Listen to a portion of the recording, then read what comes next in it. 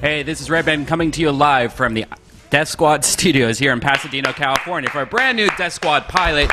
And here it is. Holy hell. Kevin Pereira. Hey! Whoa! No, I'm the white one, not the brown one. Yay!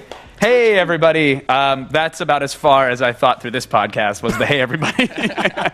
Let me just move that over there. Get that on the ground. That's it.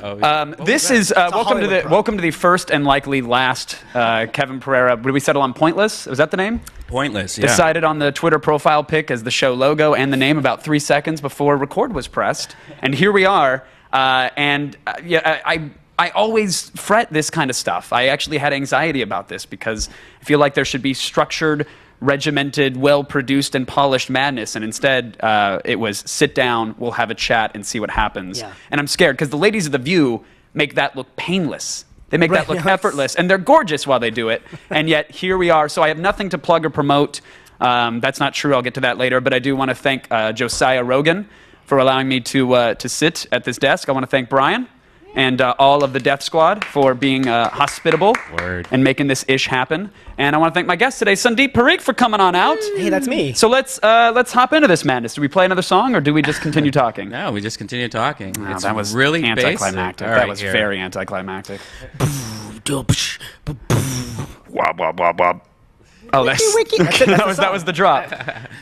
No, my guest today is Sandeep Parikh. You may know him from The Guild. You may know him as the creator of Save the Supers. You may know him from a little show coming out on Sci-Fi very soon called Viral Video Showdown. What? Yeah. Never heard of it. Sounds generic. And I met Sandeep on the set of Viral Video Showdown, which was a show that I sold to Sci-Fi. 2 YouTubers facing off, competing to make videos. And what did you think? The first time we said hello, it was awkwardly in a green room, dressing room type area. Yeah. We were being introduced for the first time. You were a panelist on this show to be a judge. Right. What happened that first time we met? There was I was worried that you were going to be a douche. Right. Like, you never know when you meet someone what they'll be like, especially television people. You're like, oh, I like that guy, his personality when I see him. Right. But here they're great on my DVR, but in person, a total d-bag. Right.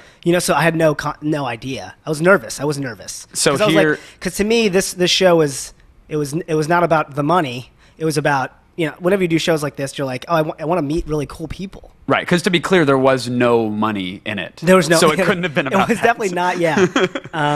I think after gas, I broke about even.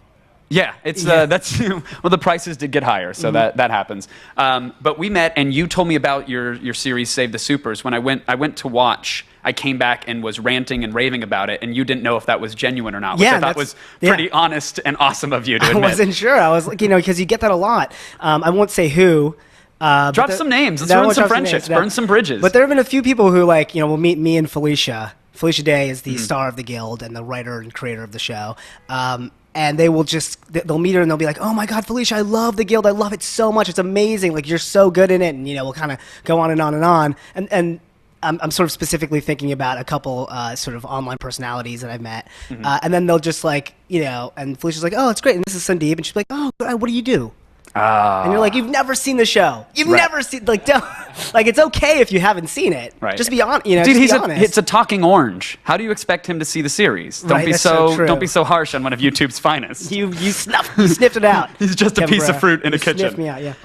But you genuinely liked it and saw it, and that's why I want to spend a second promoting the hell out of it, because it's web TV done right, which is a discussion I think we'll get into as well, because you're going through a very interesting thing. Can we talk about it with Comedy Central? Can we not talk about that? We probably should have gone over this beforehand. Right, but you make a lot of web content, and I think you're doing it right. So tell me about the process of creating Save the Supers, which, again, one of my favorite web series. Truly loved it from start to finish. That was beautiful, by the way. Thank you. That was so genuine. Save the Supers was an idea that I had back in 2004 when I first moved out to LA. When I moved out to LA, I was like, I'm going to just make something. I don't know anybody here. I'm just going to try to just shoot something. Right. There's a way I can get a camera, I'm sure. Did you just show up? I imagine you coming out of a bus with an acoustic guitar case in your hand, very Heather Grahamish. I know nobody. I'm going to blow somebody, and I'm going to make it. Yeah, that was exactly it. Anyway, yeah. So I came up with the idea for Save the Supers while I was at this really weird conference with my brother about stock options. It was one of those like obvious doopy, like we got the formula to success. It's so easy. Just follow this graph. Like just invest your money exactly like this. Under your seat, there's a pamphlet for a 12 DVD set. It's going to teach you all the secrets to unlock you and the power of real estate. It was exactly that. Yeah. And the whole time I was kind of I just watched The Office, the British version of The Office, and so I completely zoned out from the the stock options and just started thinking about like what if superheroes were dealing with the same everyday bullshit of that show kind of portrayed. Right, like when they're not being featured as, there's maybe a phone booth change and then they lift a car off of a crying baby or do something and that everybody knows those moments, but what happens when... In between those moments. In between those moments, right. Yeah. Yeah, what's going on just back at Superforce HQ when it's a slow day and, they're just shooting the shit. Like they probably get, they have all these powers. I mean, they can do so much, so there's a lot to play in that area. And, the British version of The Office was really a monumental show for me. Like I watched that show and I never wanted to make television. I came out here I wanted to make film. And then I watched that show and I was like, oh, television can be so brilliant. Right. Like I hadn't seen any, like who had done that sort of like narrative arc that spanned the entire, season or the entire show. Like they just weren't concerned with like episodicness, Sure. And it becomes like a 7-hour movie. Like right. To me, that like narrative arc is really awesome. And for you to do this as a movie, it would take 10 years and potentially millions of dollars, whereas as a TV show, or in this case, a web series, it's something you can execute quickly, right. Move on, iterate, get the feedback, and put that into future episodes. Right. So that got me excited about TV again. Sure. I started thinking about, like I said, I came up with that idea, and I was like, okay, I'm going to shoot this as an independent television pilot, because this was sort of before the web. This is like 2004. Then, I guess YouTube had just been founded, but, it was nothing more than a place to, like, share your birthday wishes to your mom or something. Yeah, there was no produced content right. ending up on YouTube. It was literally cat videos and people's trips to the zoo and, right. and mountain biking. Which in a lot of ways it still is for the most part now. Now that I say it like that, except now Google has invested millions of dollars in those cat videos. Hundreds of millions of dollars in those cat videos. It was so anyway. I shot it as an independent television pilot. But you knew nobody out here when that happened? Did you know enough people to get this together, or did you grab a flip cam? This is what I did. I typed into Google search free improv class because I had no money. So I was like, I got to find a free improv class. And wait, your stock options didn't pay out for the seminar? No, they didn't. I have a lot of 12-disc DVD sets though, of that if you wanted. And a couple timeshares, actually. So you type in free improv class. And then this place called the Empty Stage popped up. And the free class is tomorrow. Sounds like a rape den. Yeah. Come on out to the Empty Stage, knock 3 times. In a lot of ways it was. You lost your innocence, but you learned the power of yes and.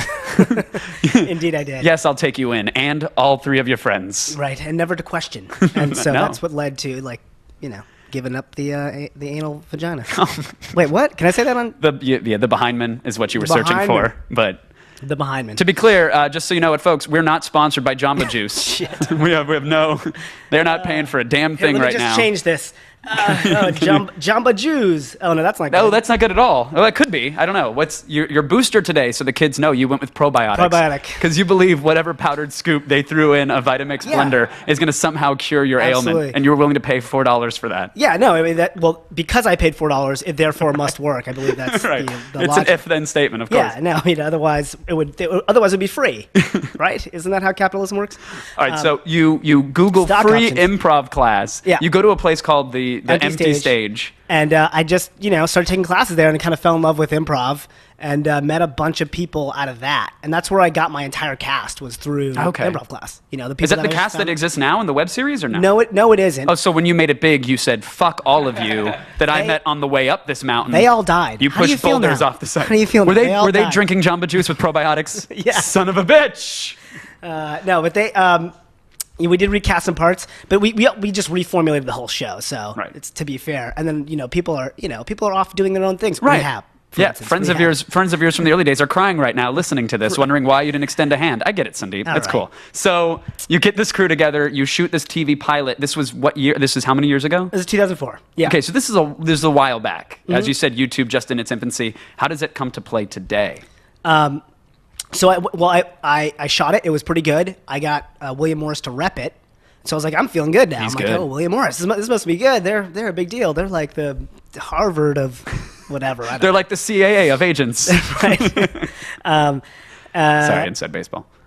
Anyway, so I was as the newbie kid, like super stoked. And then I went around and pitched to a bunch of TV networks. This was the first time like I pitched to Comedy Central, and it was an exciting. They're like I pitched to the South Park, not to the guys, but to their producers. Sure. And that was just to You me, go from free bonerific. improv classes to Yeah. now you have a SWAT team of elite agents and managers taking you Right. into the Lion's Den, Comedy Central, and you get to make your pitch for this thing that started with a free Google search. That's incredible. Right. So yeah, it was very exciting. And how intimidated and shitty was that first pitch? It's awful. Or was it? Was it terrible? It was god awful. I mean, Really? I had absolutely no idea what I was doing, and I went in there thinking first of all that they had probably watched it.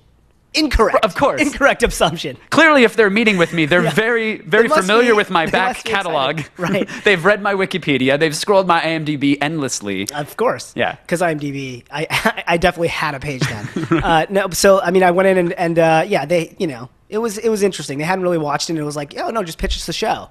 And I was like, I just had sort of assumed that I was going to sort of do a book report on a book that they had read, Right. Not sell them the idea on reading the book. And so I just had no clue, and it crashed and burned. I mean, but they were very nice about it. I think they could tell that it was my first time. Sure. And they were. And this story is a happy they were ending. You would kind. go on to create content with them, which Yeah, we'll get we're to. Like, eventually- it's not yeah. like How you were long is laughed this? out of the building. This is a 7-hour podcast. Yeah, right? it probably will Okay. be. Sorry. For the most part, and then I kind of learned how to develop a pitch when I went to the other places, and for the most part, people were like, "Oh yeah, this is a really great idea. We like it, but it's too high concept for television." Was what I got a lot. Superheroes won't work on TV. It's not really a TV thing. And then heroes and everything else that's on that has superheroes. Anyway, rejected all the way through, but very kindly rejected.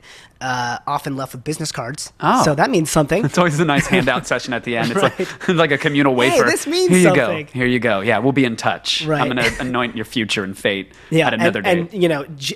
Jesse at ifc.com. Like that email address will never change for you. Like for sure. That's gonna be your this guy gave me his email, but it's totally the email that will last all of 3 months. Right. because he will Wait for soon the be LinkedIn fired. update. Wait for it. It's going to happen. LinkedIn. The best. I've said before, it's like the best way to tell that all your friends are now unemployed. Do you use it? No, I mean, I'm on it because at some point someone wanted me to be on it to like vouch for them or be part of their network. But now, is anybody on it? They want I'm the same way. I started mine, but I don't think I've been to it for like 5 years. You use it in dire times of need. Yeah. It's like OkCupid in between actual relationships. So you're still working at Starbucks then, Right. right? Because that's what I saw. When I Yeah, 1997 to present. I- He's making it though. present. Actually, I think that my last job was Gateway Computers on there. I think. Really? And, What did you do for Gateway? business sales, and it was great though. It was one of the funnest jobs because we got all the newest computers in all the Sure. time. So we had all the And the newest cow tech. boxes? The cow Yeah. boxes, right? That's the Yeah. best. Yeah. Do you have some of those? I somewhere maybe, but the greatest thing was people bringing in their computers to get it worked on, and then every week or so we had another kiddie porn one where we have to call the police, and the police have to. Well, to be clear, first you have to mirror the hard drive. You have to Right. make a secondary image of it because Oh, that yeah, guy yeah. took a long time to collect that stuff. That's right. And in case during a format that evidence gets destroyed, you want to save it for the cops, right?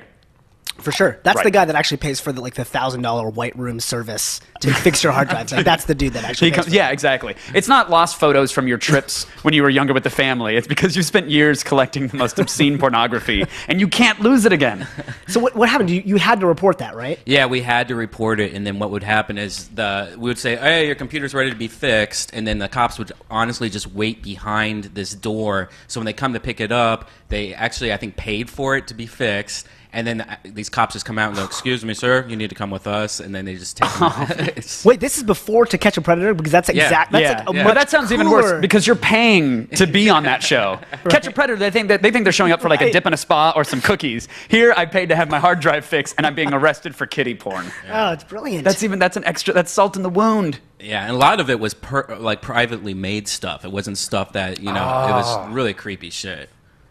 Wait, creep. So you skimmed through it then. You had to watch. No, some I of it. made torrents. I mean, it's no. You know, it's funny. My well, I want to get back to Do Say you the know what Supers, happened to but John Benet Ramsey? Do you know? I don't know. Oh. But I have some you've good got a real videos. video file somewhere that does.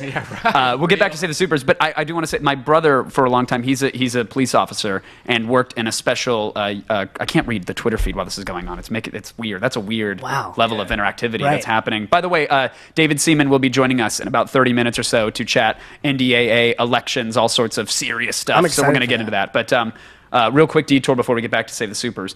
My brother worked for this crime unit, and part of his job was sniffing packets and getting into, cracking Wi-Fi of suspected child pornographers. And they would do it, they'd log things, they'd get into their file systems, they'd find files. And I said, well, how do you reconcile that the file on the hard drive that might have a label on it that is clearly child pornography, how do you reconcile that it is child pornography without watching it? Because Right. that would be a very awkward, soul-draining position. I mean, he's got 2 kids and loves his kids. I couldn't imagine him watching this child pornography. He said they don't actually watch the videos. They as in law enforcement, government, whatever, put on your tinfoil hat, they have a database of every checksum, every hex ID of every known child pornography video. And so when they run contents of their hard drive against this giant database No to way. see if there's an exact No. match. Yeah, but that They- means there's that one means person. one person. Right. That means someone And it's an at some 8-year-old, point in right? time, someone at some point in time had to watch that video and go, okay, yeah, that's definitely inappropriate. But now because of that, so I What want if to know. what if they're private videos that haven't been exposed to the? Well, then once they're in evidence and someone's going to trial if they'd never seen, like that is a different kind of case than what my brother was working on. My brother was working on people that were just going to popular torrent sites or file sharing sites and downloading those, not necessarily Okay, that someone makes sense. who's generating. But can you believe that there is a terabyte-sized database somewhere just of ones and zeros to More help than a people terabyte. match up like pornography? Insane. Yeah, that's insane. Insane. Not as insane as Save the Supers. Nice segue. I thought it was pretty beautiful. That was a pilot quality segue. I was That wanted was to do- fucking beautiful. Yeah, I was almost. What do you gonna want to talk about child pornography? I was longer? 'Cause almost we gonna. can. I was almost gonna segue back. Well, let's talk about your first experience with pornography. Was it online related? Was it a magazine that you found at a no, playground? it was definitely was it no. a It was VHS you know what it was? from a Big Brother? You know what it was? It was so we used to rent out our basement to college kids. That This is sounds going- totally normal. This is going. So, Right. it doesn't get that weird. Unfortunately, it's not that good. But they would. They must have called like 900 numbers or something because we would start getting pamphlets in the mail that were like, call this number, like, or thanks for calling, and here's like, they had all these. The pamphlet was written in a sultry voice. Yeah, it was. It had italics. Yeah, Very flourishing. It was sans serif. No, it was with serif. It has actually. to have a Must have- serif. Must have serifs. I got that pamphlet today, by the way. Are you curious? Oh, is this from Scientology? Yeah, on my we're door. We're gonna get into this. Oh wow, I want to read that. We're gonna absolutely audit you, This Sandeep. is like the ADHD podcast. We haven't finished a single topic, but I really want Brought to you by Sativa. So you have college kids in the basement, and Yeah. they're probably so you're getting sultry pamphlets. Yeah, which sultry pamphlets. is that what you got off to? That's- Was just the word? Well, there were pictures. There Oh. were pictures, and they generally had like the phone number in the crotch, like in a splash like graphic. It was like, but so I like so a I always- mayonnaise blot across. The That's what I privates. imagined my first vagina to be. I was sorely disappointed. It's like if you only grew up watching Japanese pornography, you would be sorely disappointed that a lady's you know- vagina isn't pixelated. This is blurry enough. What? Yeah, this is full resolution. I need blocks. I want to use my imagination. Where's the tentacles? Oh my god. Anyway, yeah. So that was my first introduction to the naked form. When did you make the leap to internet pornography and finding your own? Or Once did the you internet have... existed. Okay, so Right. Didn't we all because there sort were of wait bulletin- for the pictures to slowly? the one line at a Buffer? time, yeah. Yeah. And you had to decide like I'm at nipples. Do I wait and hope? Like do I hold off for vagina or not? That's when the pictures of like the she-males was the best such an awesome trolling prank ever. Yeah, it was the best thing ever because you were hoping that your friend would time out to Right. Oh, here it comes. just about to go, and then boom, I'm like, jokes on them. giant I penis. love dick. Power strokes, and I'm Well, done. The whole time I'm masturbating to him. The thought of him watching you. Watching him masturbate. It was my roommate. Anyway. This got blue fast. Hi, Mom. Thanks for listening. Your mom's not listening She's to this. she's not on Twitter. Your She's not mom. on Your mom Twitter. is still using a gateway that Brian probably sold her at some point. She's Do you on. ha- is, She's on is your mom IRC tech chat. savvy? I know your brother does .com IPO kind of stuff or whatnot. She's not tech savvy. She's not tech savvy at all. No. She's still. I still have to communicate through my father via really? email. Be like, hey, Dad, tell Mom, blah blah blah blah blah. And then does generally. she dictate back to him, or does Yeah. she call you? Yeah, then she'll call usually. You know, because the phone she gets the phone. It was a big deal even when she got her own cell phone like that. I think to this day doesn't know her own actual phone number, but she's a lovely woman too. I don't mean to make her out as like this like total moron. She might be a Luddite. That doesn't mean she's a moron. I mean, that's okay. Yeah, My she mom would just have the doesn't cell get phone the- and shut it off because she didn't want to leave it on all the time. And I had to explain that that's the point of Right. the cell phone. You have to leave it on. And I think she believed in her heart of hearts that turning it on meant she was using it. And Right. she was worried about using too many minutes or data. And I'm like, no, And it's... the irony is that she's right. We're all getting Well, like, yeah, we're leg getting back cancer to- because it's always on. Yeah, slightly different issue, but Right. yeah, we are slowly mutating our nut sacks and thighs with all the phones in our Absolutely. pockets, which is fine. If this kills my swimmers, that's the cheapest form of birth It control. actually just all it's doing is sort of subliminally messaging your sperm. Like to buy Verizon, like whatever it is. So when they finally fully form, they're like, we must buy Verizon. my kid's gonna pop out. Yeah. You hear me now? It's gonna be so Verizon ingrained in it. My mom is, and we'll have to ask about Brian's mom as well. Is that a safe topic? Yeah. She's still with us? Oh, yeah. Okay, good. That's the right way to ask, right? Absolutely. She's still here? Okay. She doesn't understand that there's that different mediums of communication have different purposes. She's Right. the kind of woman that will email me to tell me she's going to call me, and then call me to tell me that she's going to text me about something. Oh, I Like, remember that happening when I was hanging out at your house. Yes. Yeah. She just doesn't understand that there's a proper form for this communication. And my dad thinks Facebook is a private chat. So he comments on your wall? girlfriends and ex-girlfriends on like photos of them, or comments publicly on them, not realizing that the rest of my friends can see them. What if you found out that he doesn't think it's private? He was just doing that to completely fuck with you. Don't want to live in that world. I don't believe he plays chess or checkers, not chess. Okay. Like he's not that methodical about it. What about your mother, Brian? She, Let's have mom chat. yeah, they don't even have internet where my mom lives yet. No, they don't have HughesNet? They only have Net Zero is what she uses. So good. And so she had to get a cell phone. So I was trying everything. I was like, I don't want you to get satellite. So I got her, or I told her to get a phone that could do hotspots. You know, so you can at least have a hotspot 3G connection. So she went to the Verizon store. This is like 3 years ago or 2 years ago, and they talked her into getting like this Windows phone. It's like the worst phone in the world. I don't even know which phone it is, but now she's still on it, and she won't upgrade because she's like, I know how to use this now. Right. I have this. And- I'm good. Yeah, It's got Windows 95. yeah, it's awful. We need to get that mom a smartphone. I know. I want to get her an iPhone. Let's get her an iPhone. Let's kickstart this shit right Guys, now. done. I've seen worse Kickstarters. Let's do it. Our target goal of $100 to buy a contract subsidized phone. If you pitch in $20, you get to have your face as your wallpaper. Kickstarters, I mean, it's beautiful and brilliant, and it's also just so it's so spammy at times. I Yeah. can't stand it, and No, I I feel can't. like I wanted to use it for like the lead up tour for a while, and everybody was very torn between like, does kickstarting a project mean you can't get it done on your own in a way? Like there was this perception issue, and I'm not saying I particularly had it, but people on the team had a perception issue of the moment you start begging, even if they're your fans and they want to donate, the moment you start begging for that cash. I definitely feel that. Right. And so that's why I've hesitated to do Kickstarter. But at the same time, the other side of me is like, you know what? Any way you can get the dough to make your project, Get it done, If you right? believe you believe in your project, it's it doesn't matter if the money comes from Viacom or if it comes from your parents or if it comes from the internet or I the mean, people who really want to who really support wanna you see, like, and that yeah, project. what Like, isn't that way- better money? Yeah, what better way to get money than that? The people who are just like, I don't want it sent to me through any other medium. I don't need ads. I'm just going to pay for you to make it for me. Right, for me. And I get my mean- name in the credits. Yeah, you know, or and whatever. which is like- great. It's like they're honestly just like, instead of paying $50 a month to be told what entertainment is, I'd rather give that money to tell people what I want my entertainment to be. So that's super Yeah, and so that I want to believe that, but at the same time, I do feel that stigma. Like every time I think about starting a Kickstarter, I feel the same way you do. I think, which is like, I just, maybe I should try to get money another way first. I just have a hard time going to it right away.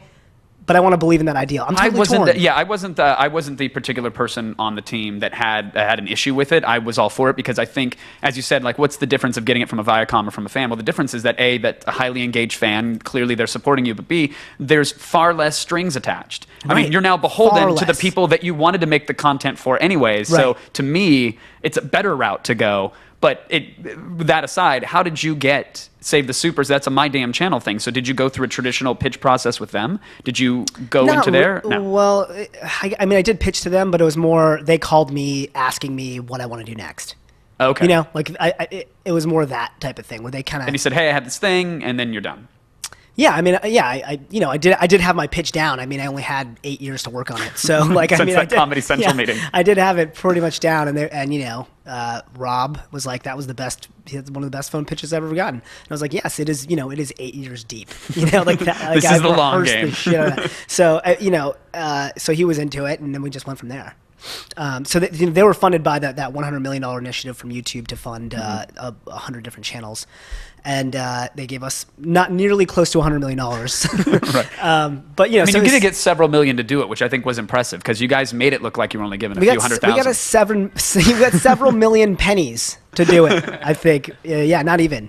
I'm assuming that there are some people listening right now, though, who have an idea or have something. Maybe it's further fleshed out than napkinware. Maybe they've got some friends and they have a script. Maybe they have something they want to do. Is it too late to go out there? Because I feel like there's this digital gold rush. Everybody right now is racing for content. Everybody's making content because we can't be distracted by one giant screen in our living room. We need a second screen, and then we need a cell phone to be the 2.5 screen. We need to be distracted, and someone needs to make enough content to distract us. And then we wonder why we have headaches. Right. It's like because we're not drinking enough Jamba Juice. Right, clearly. With this podcast brought to you by Jamba Juice with Probiotic Boost. The only boost you need is the Jamba. That was my tagline. It's just, and then drinking it. No, it's very good. And then my boner. It's going to be hard to print onto a shirt. But I feel like there are people listening and who do want to make some stuff. Is going that digital route, is that viable for them? Because here, to me, it was you got a phone call saying, what do you want to do next? Now, this is after years of hard work and getting to a point where someone would want to make that phone call. But if they're on the ground floor, what do they do, in your opinion, to make a project a reality? I think what's the best route? And this is why I was saying, like, Kickstarter may be the better money. It's whatever it takes to make it. You must make it. Mm-hmm. I don't know any other way to do it than to see it all the way through until it's a finished product. Like, I don't get the concept of like, I'm just going to keep coming up with ideas and keep trying to pitch them. I feel like at some point you don't get that concept. Yeah, okay, I get it a little bit. I mean, it's pretty easy to come up with an idea and not execute on it ever. Right, it's true. But but not for you personally. Not for me personally. I didn't know. I didn't know how else to do it. I didn't know that if that talking to people would just materialize money. I just figured like, okay, we just got to figure out what we can do with the money that we have, or whatever resource we have. But as long as it makes it to that celluloid or whatever, where you can actually watch it, that means it's a success. Right. I think that's an incredibly. And then you learn from that because it will never be your best project. Your last project is never the best project. It should be the ones coming after, because you're learning so much from that process. I think that's an incredibly valid point, because when I chat with a lot of people, I'm always interested. Like, I label myself a producer at times, and that's only because things get done sometimes. Not all the time, but sometimes they get done. And I'm always sort of dumbfounded by the notion of, well, this didn't work for X reason or Y reason or Z reason. Well, it's like, no, it didn't work right then, or it didn't work because of that hurdle, but you have to leap it or go around it. That's what production is. That's what making things. There's always challenges. There's always hurdles. It's how you navigate them and get around them. And so whenever people come up to me, I really want to do a TV show. Great, why don't you go do it? Well, I don't have access to a studio, or I don't have. Well, you don't need one. Do you have a webcam? Do you have a basement? Where college kids live? Yeah. Do you have a friend that has a cell phone camera? Figure out how to use that to get it done. And it's. I think that's an excellent point. I mean, that's what it's really about, is just getting it made. Go get it made. Yeah, because it's and just not being precious with that one idea or whatever, and being like, oh, I need to wait until I get this, or once I get the right star attached, then that'll be something. But it's like, it's just make it, and then sort of have the confidence that you're going to have another good idea someday, and you should make that one, and it'll be better because you've already made that previous one. Well, with Save the Supers, did you feel like you had to compromise certain things because it was a web show or a web format? I mean, budget aside, you knew you had to work with probably a decent budget. I mean, it looks expensive. So kudos if you didn't have a decent budget. We didn't have an amazing budget, but in terms of the web, we had I guess a pretty good budget. I can't go into the specifics of it, but sure you can. I don't think I can contractually. I literally can't. I can't. Why? I'm not twisting your arm that hard. I said, this sure got- you can. this Relax. got really I'm not awkward. fucking waterboarding you. But you had a decent budget. But you can now. The NDA was. Is it time to get into that? No, sorry. No, it's almost time to get into that. Yeah. So what were we saying? God, I lost my train of thought. We're talking about compromises, and clearly you right. had a limited budget to We had work a with. limited budget, but at the same time, we also got help from a fan. We had a limited budget, and then a fan came along. Steve Dengler, who I can say his name, and he's awesome. He does this company called Drakeogen. And here's a fan who's just a fan of yours or a fan of the the project? guild, a Okay. fan of Legend of Neil and stuff like that. We met him a couple of times, and he helped us out. I mean, here's a fan with he's made money in his day, and he's a true believer in Kickstarter. He funds a ton of projects. Drakeogen is this awesome. You go to his website and look at all the projects he's funded. So it's sort of this combination of we got studio money. I mean, I don't think My Damn Channel would want to call themselves a studio ever. They're more just a collection of kick-ass people who, want to make web content. Drakeogen. Yeah. And did- so Is that D-R-A-K-E? Dracogeen. Drakeogen. Yeah. Got it.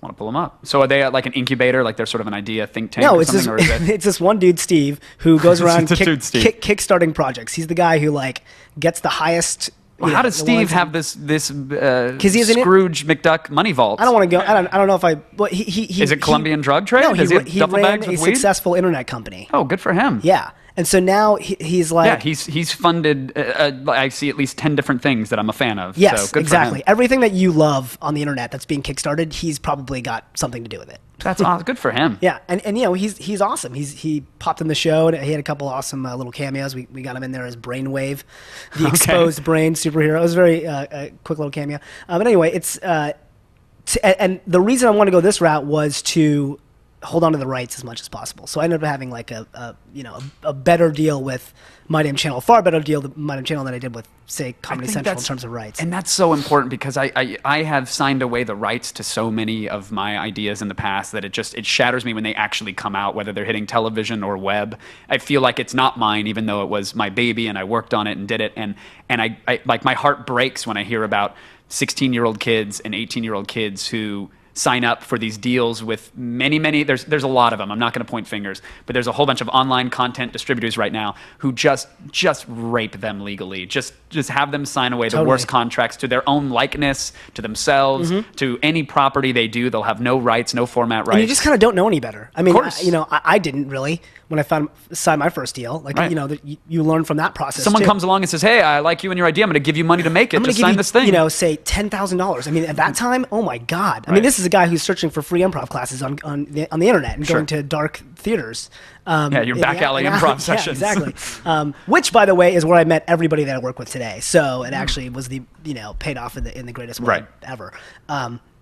But yeah, I mean, it's crazy. You got, to me, this project, I had to have solid ownership of it.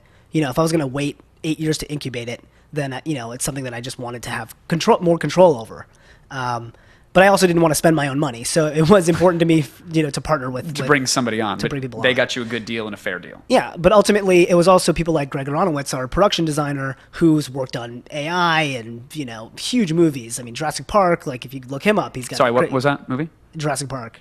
Oh, they had a cup at Taco Bell for a little while. I remember that. That was cool. Yeah.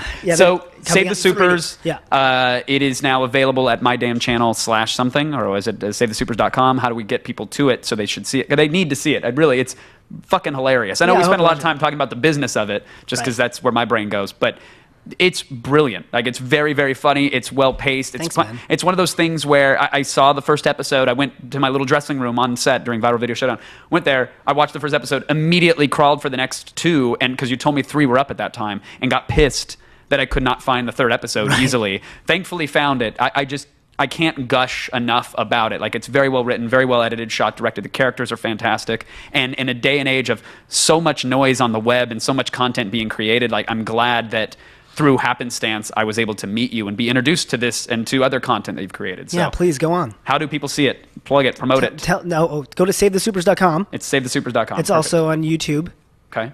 And you can go to That's a website. youtube.com/mydamnchannel. Is Love Seth it. Green in every episode, or is he just in a cameo in this He guest one? starred in the finale episode. Yeah, that's awesome. How did that work? You make a phone call, you pull out your big AAA celebrity Rolodex and say, who's going to guest me today? No, how that worked was Greg has a relationship with with the guy who does production design has a relationship with Seth, and Claire Grant, his wife, who does Team Unicorn. And so we sent them the script, and they laughed, and Seth said, "Hell yeah, I'll do it." And so Seth and Claire came on together as the devilish DJ duo, DJ Death and Destiny's Child. So yeah, it was they killed. I mean, they absolutely killed. It was such a thrill to work with Seth. It was so cool to see that. Yeah, now give me the goods. They're so great. They're so brilliant. I'll tell you the goods. Give me Yeah, the goods. He is brilliant, and he is so great. But Huge heroin addiction. I didn't know. Like he actually came in, and didn't know him at all, so I was kind of intimidated. I didn't know if he was going to be like a diva or whatever. Same thing. This sounds like a common thread. Yeah. I like that you're always on guard for the I'm always worst, on guard, though. yeah. Like, I'm going to meet somebody. I'm now anxious because they're going to be a dick. Right. That's a great way to go into any meeting. It's a really successful formula. But you don't know. You don't know. Sure. And he came in and he was immediately doing this accent, and which ended up being the accent for DJ Death's character. And I was just like, oh, is this guy kind of is he making fun of me or something? But he was really what he was doing was actually just working the accent. Like he really wanted to nail it, And Nice. he's just a guy I think it just doesn't matter to him what size the project is. He's like, I just want to be really funny. He'll commit. He'll Like, deliver. it's like Yeah. it's important to me to be really funny. So the whole time he was like, don't just fucking say that was good. Tell me if that was good or if you want something different. Did you have to tell him at some point? No, I mean, there's just a couple, normal he is modifications. I've hung out with him a handful of times. He's very funny. He is just funny. Yeah. The dude is just, he's got it. He's got the funny gene. I was kind of hoping this was going to turn into a Kevin Smith directing Bruce Willis kind of story. Yeah, no, it's where not. the set gets cleared and a punch is threatened to be thrown. Right. Yeah, no, it would have been the short off 2012, the two shortest men in the room. Like, I think we're both. Just jousting on stepladders. Yeah. Exactly. No, Who's the worst person you've ever worked with? Oh yeah. The worst. Gosh. Worst encounter you've had, or has there been? Adam Sessler? F that guy. They've been running commercials for this show that we did, which, by the way, we're going to have to do a podcast after for each sure. show.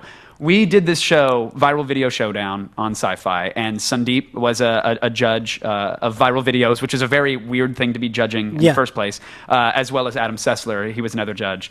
Shouldn't the world be judging? Shouldn't tons of people be judging this In thing? the initial pitch, it was. In the initial pitch, it was a Isn't that- panel yeah. of 100 people watching from home, Right. giving their opinion, and that had equal weight as the judges. But here nor there, we were doing this show, and it was so bizarre to be shooting like a traditional stage show. Like imagine Face Off or America's Next Top Runway Model, Honey Boo Boo, whatever, one of those kind of studio judging shows, but about like guys from YouTube who know how to make media, who know what's happening around them. They get like, oh, you're just asking me this question, so I'm going to give you the eye roll reaction, or you're trying to start a fight here so you can do the dramatic And they'd cymbal be swoosh or the constantly drum beat. calling it out. And they'd be constantly calling it out, which was fucking hilarious. Hilarious, yeah. But we have to make this show, or someone had to make this show. And so the dichotomy of trying to service a show, I'm hosting this thing. I created it. It kind of was created by someone else in the end and I had to host it. And the dichotomy of playing host while looking at like Sandeep and Adam, who are kind of looking at me like, is this really happening? Is this what's really taking place here? And these guests who just want to hang out and chat and have a good time, and we're trying to get them to fight, was really, really amazing. Right. For lack of a better adjective right now. Amazing. It was amazing. It was an amazing experience. amazeballs. It's something we'll never forget. But when it hits air, I have an idea of what it's going to look like. But we want to do a podcast right after that so we can discuss what really happened in the studio. I hope we can get some of the teams too. I hope we can as well. Everybody that came on the show was fucking awesome. Yeah, they super were all talented. very, very passionate about making their videos. They took the challenge seriously, even if they didn't take the studio show seriously, which I don't begrudge them at all. They all took the challenge seriously. They all had 4 days and $4,000 to make. 3 days and $4,000 to make a viral video based off a certain theme. God, I used to do viral videos for a living, and that seems like it would be so much fun to do that. It was cool. I mean, it was some of these guys were used to doing videos for $100, and Right. here they had $4,000. I mean, it's not a ton of money in the web world, but for some of these guys, it was 5 to 20 times their normal budget. So they had a few days. We had camera crews trailing them. Hard drive I crashes. will say this about got the show. like dramatic. Yeah. No, That's what like, was crazy. Will they export in time? Was it actually a moment I was like, oh my god, I hope they can export Yeah, in like time. you guys had literally hard drive crashes. Like, did you like sabotage their computer? No. Like this was they. It's funny because some people were like, "Look, we're used to churning out a video every day. This isn't a problem." And then when you put them in the pressure cooker situation of there's money on the line, they win $10,000 if they win. You have a limited amount of time. You have 3 days, and you have a small budget. People's methods go haywire, and suddenly they start second guessing their process. They start worrying about what the other team might be doing, and any slight delay is a big, huge deal. I mean, Huge God, problem. how many times has an export or whatever failed? I'm sure people who know how to, who make their own stuff know what I'm talking about. Or a hard drive crashed the worst time, but you have time to sort that out. Right. You have a couple weeks to figure out that problem. This sucks. They I'll had press Apple hours. R again, but they had hours. Yeah, And you can see them; they're sweating balls. There's I mean, a moment. They're freaking out. There's a moment where one team, it's a very simple thing. A guy forgets to save his progress, and now Yeah. all nerds know that you have the hand motion. It's Yeah. this, and Apple you S. save, and you do Apple it. S. Yeah, Yeah. if you're a Mac guy, yes, Apple S. Right. And everybody knows that this guy neglected to do it, and it almost cost. I don't want to spoil the episode, but there was literally a moment where like friendships are crumbling and degrading. Like I always say, dude, you gotta save. Like literally, they were like at each other's throats, freaking out.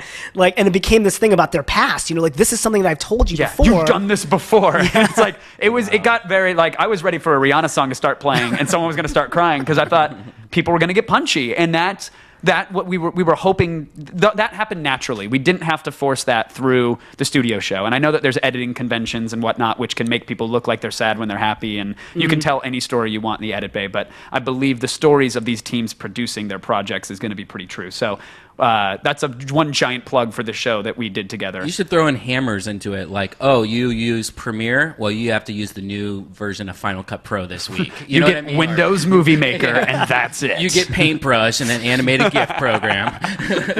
Yeah, season 4.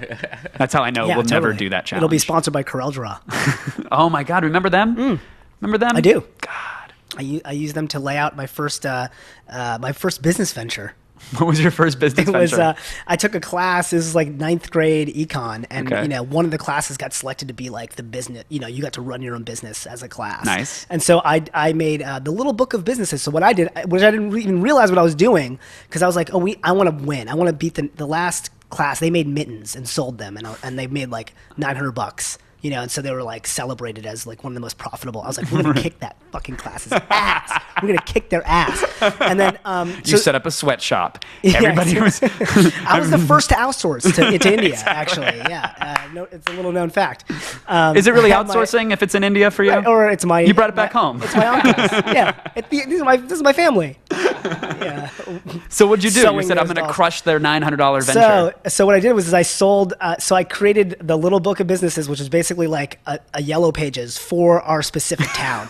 That's great. And with like maps and like coupons and all this stuff. So I went B2B. Right. I went B2B, and I didn't even kind of Forget realize. B2C.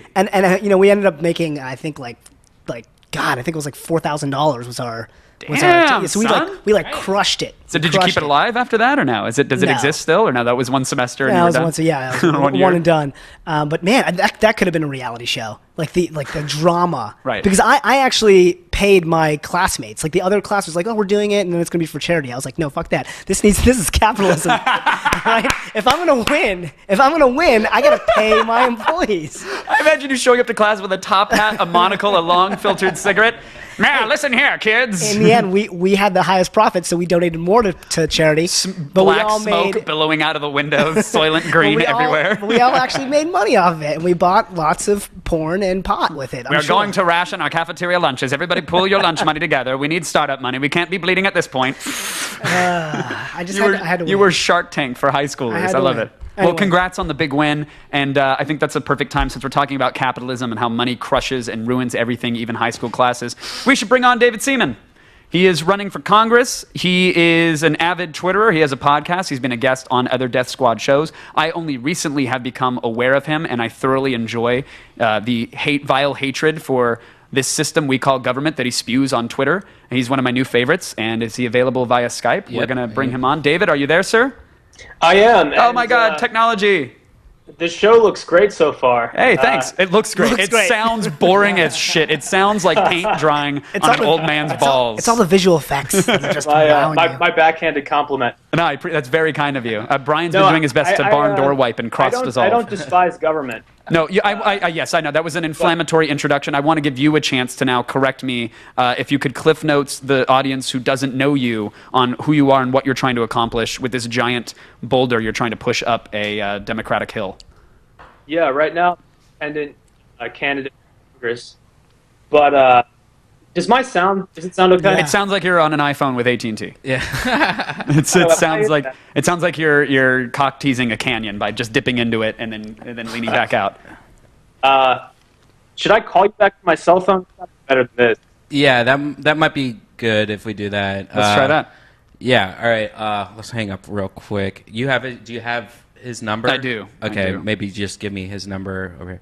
So. Shit. What are we going to talk about now? You need to vamp. You need to ad lib. I absolutely Save this. This ship is sinking.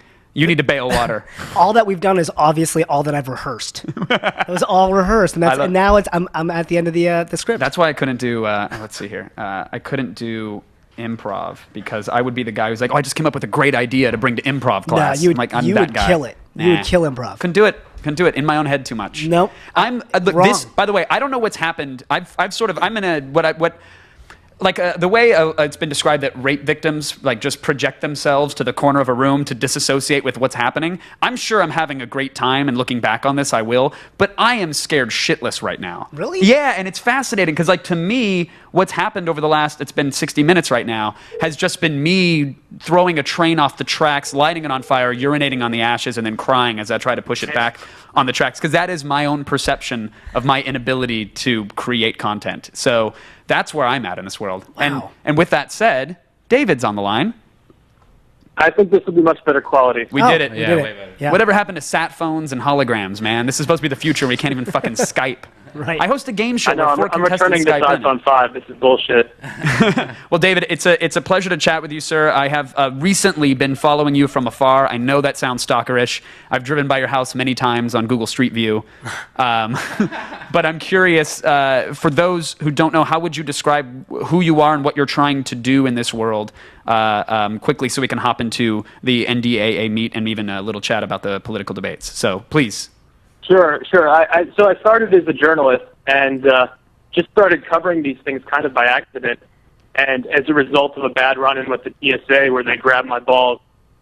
And once you get on this rabbit hole of seeing what the government is actually doing with our tax money right now, it's quite disturbing. And earlier this year I announced a run for Congress just because I think we're at the point where one of the only solutions is to throw these old corrupt creeps out and get some new blood in there.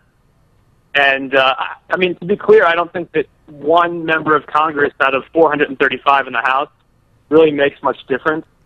Sure, but if you're it's the right successful start. and if It's you're the right successful on your journey, if you manage to push that giant political boulder up a mountain, it will inspire others to follow suit. And you, sir, will be pulling the strings. You will be taking the lobbyist Exactly. money, and you will be able to become the most corrupt young politician in the system.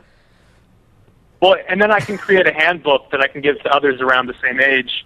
And it's kind of like throwing down the rope in that pit in The Dark Knight Rises. You know, everybody else can get up at that point. And it's going to be within a matter of 2 or 3 years, we're going to have a Congress that more accurately represents the people instead of these crazy pro-surveillance state, pro-waterboarding, pro-drones, this weird representation that we have right now. So let's start. I mean, we'll get Sandeep. Oh, I thought you were raising your hand for a question. You were raising your hand for a coconut water. We'll get to the NDAA issue because I'm glad that you're as outspoken about it as you are. But let's start with last night's debates because I really, really tried to watch them and it was painful for me. It was brutal. I literally could not decipher what they were saying half the time, why they were saying it, and how I was supposed to feel about it, all while trying to juggle the constant stream of social media that was pouring in about it. It was as if, I want to get your thoughts on it, David, and then you, Sandeep, and then I'll chime in. But what did you feel about last night's debates? I felt that we were getting exactly what a debate should look like. It had the appearance of a debate, but they were saying nothing. Right. And even the questions, one of the questions was, Governor, 2 minutes on the role of government. And it's like, are you serious? That's his actual job for the next 4 years. And you're giving him 2 minutes to talk about that? It was absurd. Mm-hmm. Sandeep? Oh, yeah, no, I mean, I was it bummed me out. It like literally bummed me out. It made me so less excited for this election, which it just made me kind of sad. I felt like I was watching like whoever gets elected at this point will be like the evil of two lessers. Or whatever. The lesser of the two evils. Or the evil of two lessers. Get it? Yeah. See what I did there? I see what you did. See what I did there? Yep. Guys. Got it. Premeditated Following. joke. Probiotics. No, God, I'm in the Obama camp. I'm not going to lie. I'm a Democrat. I'm a liberal. And, I just wanted him to come out swinging. And it was just like David saying, it was just him saying all his talking points. But so here's the issue that I had. Speech. Like, first of all, he can't come out swinging. He's the president. He can't look like he's an animal up there. And there's 2 debates, if not 3, I think. So not literally no one's going to remember. Right, I get. But maybe not stumbling through your words. Maybe not looking nervous. No, that I agree. Maybe not. I don't know. Just never mentioning the 47%. Never mentioning the video. But I guess that's to me that is, and I agree. I understand and totally agree. And I want David's opinion on this as well. Like, I agree, but I feel like that's like a very nose to the situation at hand kind of view of what happened last night. But when you take the 10,000-foot view, nothing was discussed, I feel, that has any effect on... no one talked about money in politics. Nobody talked about the NDAA. Nobody talked about drones. And maybe they'll talk about that in future debates, but I just feel like no one's, to your point, no one's saying anything. It's, I'm going to do this. No, you're not going to do this. Yes, I am. You're lying. You're lying. Right. And so at the end of the day, you're left with no truth, and then you have to go try to seek out fact checks. They literally, at one point, it was like, you're going to cut $5 trillion. No, I'm not. Yes, you are. No, I'm not. Yes, you are. I mean, that was like the next 4 rebuttals. Right. It was like children playing with He-Man toys in a sandbox. Go ahead, David. I think one of the things we have to remember with the debates, instead of these 2 guys arguing over what they're going to do, we should look at what Obama has already done and what Mitt Romney has already done as governor. And they don't really do that. And certainly last night that wasn't done. And I know some of Obama's supporters have this theory that Obama's waiting for the second term and then he's really going to come out in favor of the people. But that doesn't make sense. He's already the most powerful elected official in the world. And you think he would at least start in that direction. Like he said last night, he said, when we reform Wall Street, and I tweeted something out that got like hundreds of retweets.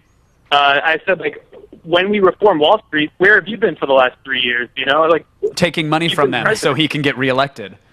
That to me is the biggest. Yeah. That to me was the biggest disappointment. Is that I feel like they're different puppets, but it's the same strings, and it all comes back to where the money is. And I thought Obama could have been changed because a majority of his campaign was financed by the people. So I thought maybe he's going to feel beholden to the everyday guy and try to change things. And you can argue that he was kickstarted. He was a presidential kickstart. So I feel like you can make the argument that with repeal of Don't Ask, Don't Tell, potentially some the healthcare reforms in some ways. Like certainly good has been done. There's certain stimulus programs that have worked in areas that I get, but David, you don't believe that he's setting up for that. Hey, look, I know I got 4 years left, so fuck it. I'm going to go ahead and change the country in the way we want. You don't think he's putting the ball on the tee for that?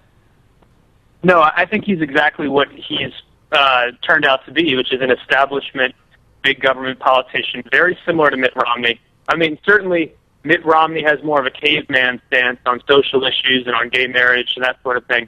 But when you pull back the curtain, they're both people who believe in a massive defense budget.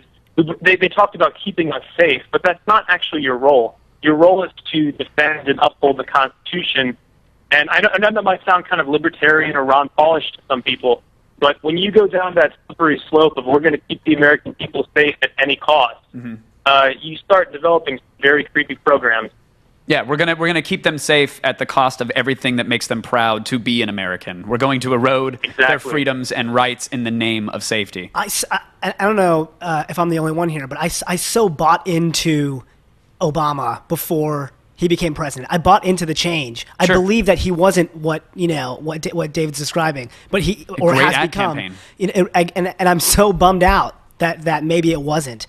I hope, I really truly, I think that's us clinging on to optimism, you know, just cling on to any hope that, like, okay, maybe it is, he's just biding his time so that he can get reelected and now push whatever he wants. Right, well, because I'm hoping that is still true. He's one of two options. That's why you have to hold out some sort of hope, because if not, I wonder when you become president, if they tell you something, because I wonder if he was truly, you know, if you're taken to like a secret room where you watch here's the the truth initiation room. video. Yeah, exactly. And now you're indoctrinated, and now you know why. You Now have you to know go why. along Right. with the plan that's you been can't set close and forth. Guantanamo Bay, because if you demolish it, it's literally the keystone that's holding Cuba from being sunk into to hell, or something insane that we don't know. No, I think that will change your purview. I think you're whispered sweet nothings in the form of greenbacks all along the trail, so that when you get to that point, there's nothing to be said. You already know who you're beholden to and who the masters are. But David, what I truly do. But it is, though. I mean, look, the notion that politicians should wear NASCAR uniforms is very. I think that's a great one. We should see exactly where that money's coming from. But David, what did you want out of the debates last night? I don't think there's like an adjustment bureau telling these guys, look, you're president now, and there's certain things you can't do. I think it's exactly as you said. They're just totally bought by the time they win, that they know who to answer to. And I think that it would be cooler in a way if there was some conspiracy and, an adjustment bureau, if it were an Alex Jones story. Right. A Tarantino's briefcase that they open up and the shiny gold reflection. Who represents just a few corporations and a few defense contractors, and not really the views of a moderate 20-something or 30-something American. So, David, how are you going to do it? How am I going to do what? I mean, how are you going to get into a position of political power without accepting, large? I mean, are you going to kickstart yourself? Are you going to be? Are you going to do a Reddit AMA? I'm just not going to do it. Like, we're only accepting money from individuals. So no super PACs, no. If it seems sleazy, we're not doing it. You know what I mean? Like, I'd rather be financed by $50 or $100 contributions from thousands of people than receive $1 million contributions from a couple of groups. Do you have a limit? Day, you are beholden to who finances you. And you were saying that in your previous part about Kickstarter and people launching TV shows and stuff. Who gives you the money? That person ultimately owns you to an extent, unless you have something in a contract saying otherwise. Right, but I think and Sandeep raised a good. By the way, I totally support what you're doing, but I have to ask, like, what is the limit to a contribution, though? Because if somebody comes along and their last name is Koch or Parikh, and they say, here's $1 million, would you accept that? Because then don't you now feel somewhat beholden to them and to their opinions, or? No, the limit for an individual to contribute is $2,500 in every campaign cycle, and I would turn down any kind of super PACs that are pushing an agenda. The only, just purely hypothetical, the only super PAC I would even consider would be, they're starting to talk of creating an internet freedom coalition of some kind that would be backed by big internet companies that benefit from freedom of speech. And if that organization were purely nonpartisan and we're just looking for candidates to defend internet rights, then I would consider taking a huge amount of money from them, but nothing else. Certainly not a super PAC that promotes coal companies or that promotes low wages for workers at these big box stores. Clean coal. I want to be clear about that. Clean coal. Only the cleanest of coal. Yeah, there's a chance we can win just because there's so many people online who are upset about these things. Well, let's talk about something that you're very upset about, that Sandeep is concerned about. He now looks over his shoulder whenever he's walking down the street. The NDAA, the National Defense Authorization Act, which it basically it has language in it that says your government can indefinitely detain you, lock you up, without any sort of trial, without any sort of lawyer, without any sort of judge, because you have done a belligerent act, or because you have been associated with terrorism in any way, and something they an enemy combatant, which could be defined as, if they wanted to, because the wording is so vague, it could be because you followed WikiLeaks on Twitter at some point. It could get to that level. Correct, David? Yeah, and in some ways, it's pretty close to that level already. I wish I were in studio with you, because I just sound like an angry person on the phone. But people have to realize that when I started covering this stuff, I really hoped that somebody bigger would come along, like an Al Gore or somebody, and would say, we've got it from here, son. We're going to take care of this. But that has not happened. Like, this is something that, for whatever reason, has not really gone viral, even though it deeply affects everybody's liberty and gives the government a crazy amount of power. And the government, in a lot of ways, they're stupid. You go through a TSA checkpoint, and if you don't take off your shoes fast enough, or if you don't jump when they say jump, within a matter of seconds you start to feel like a felon, and your rights are grabbed away, and they treat you in a very hostile manner. Not always, but sometimes. And that's what we're dealing with. We're dealing with TSA screeners, basically, who will be looking at your Twitter feed, and if they don't like that you're linking to WikiLeaks or that you're saying that Obama should be investigated for signing the NDAA, you might just disappear, and they don't have to give you a trial, so there's no court case that can be then moved up through the system. Yeah. And what just happened recently is really alarming. A 3-judge panel on the appeals court extended the stay. So basically right now Obama can indefinitely detain people, and all 3 of these judges, I believe, were appointed by Obama, according to Politico, which doesn't seem impartial to me at all, but it's absolutely insane. 3 judges who supposedly understand the Constitution think that it's okay to imprison Americans without a trial on suspicion alone. Yeah, and some people make the argument, well, you know, okay, so maybe not Americans, but we should definitely have it in there for people who aren't Americans but are on American soil, or they're traveling or visiting or whatever else. And when should it ever be okay to indefinitely detain somebody without a trial, regardless of who they are? Well, right, exactly. And what people in other countries have told me, people in Australia and in England, they're worried about this because they know that their countries copy whatever the U.S. does. Right. The U.S. is a leader, and once we allow this, it's going to be a dystopian sci-fi movie in countries like Australia where they're just going to jail minorities and stuff, and it's just absolutely insane. To be fair, Australia is already that. It's kangaroos with laser visors huddled around flaming barrels for everything warmth. there can kill you. Everything there will kill you. No, I think you're right, and I think that, you know, I would extend it so far as if it gets pushed through in a major way, which it kind of already has here. That instead of other countries just copying it, we are going to demand that sort of jurisdiction in other countries. So you won't see, it won't be extradition. It'll be the U.S. saying this person is dangerous to us. We're going to go ahead and take them. We're going to take them off your hands. Is that too slippery and slope? To Is that too emphasize, tinfoil hat? I'm a very moderate person. Like, it's just that these are things that are so extreme and radical that it's the government that is now acting in a radical way. The Bill of Rights was written in a way that a 15-year-old can fully understand it. It was not written in legalese, and you are entitled to a trial in front of a jury of your peers, not just being black-bagged and, you know, somebody in Department of Homeland Security saying you're a threat based on some tweets you posted, and that's the end of that, you know?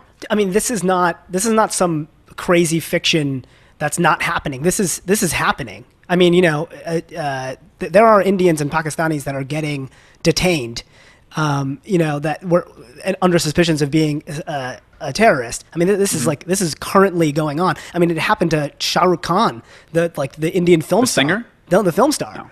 No. So he got pulled aside on an airplane, and he got detained for a little while. In the States? It's not indefinitely, but because he was a film star, and then finally someone was like, "Hey, dude, this guy's a Bollywood star. You got to let him go." That's the reason he got let go. Right. He's got over 1,000 Twitter followers. We better let him through. Right. We don't want him upsetting anybody. Right. Exactly. No, it's so like this is not some sci-fi novel. This is happening to families. People are getting detained. They're getting,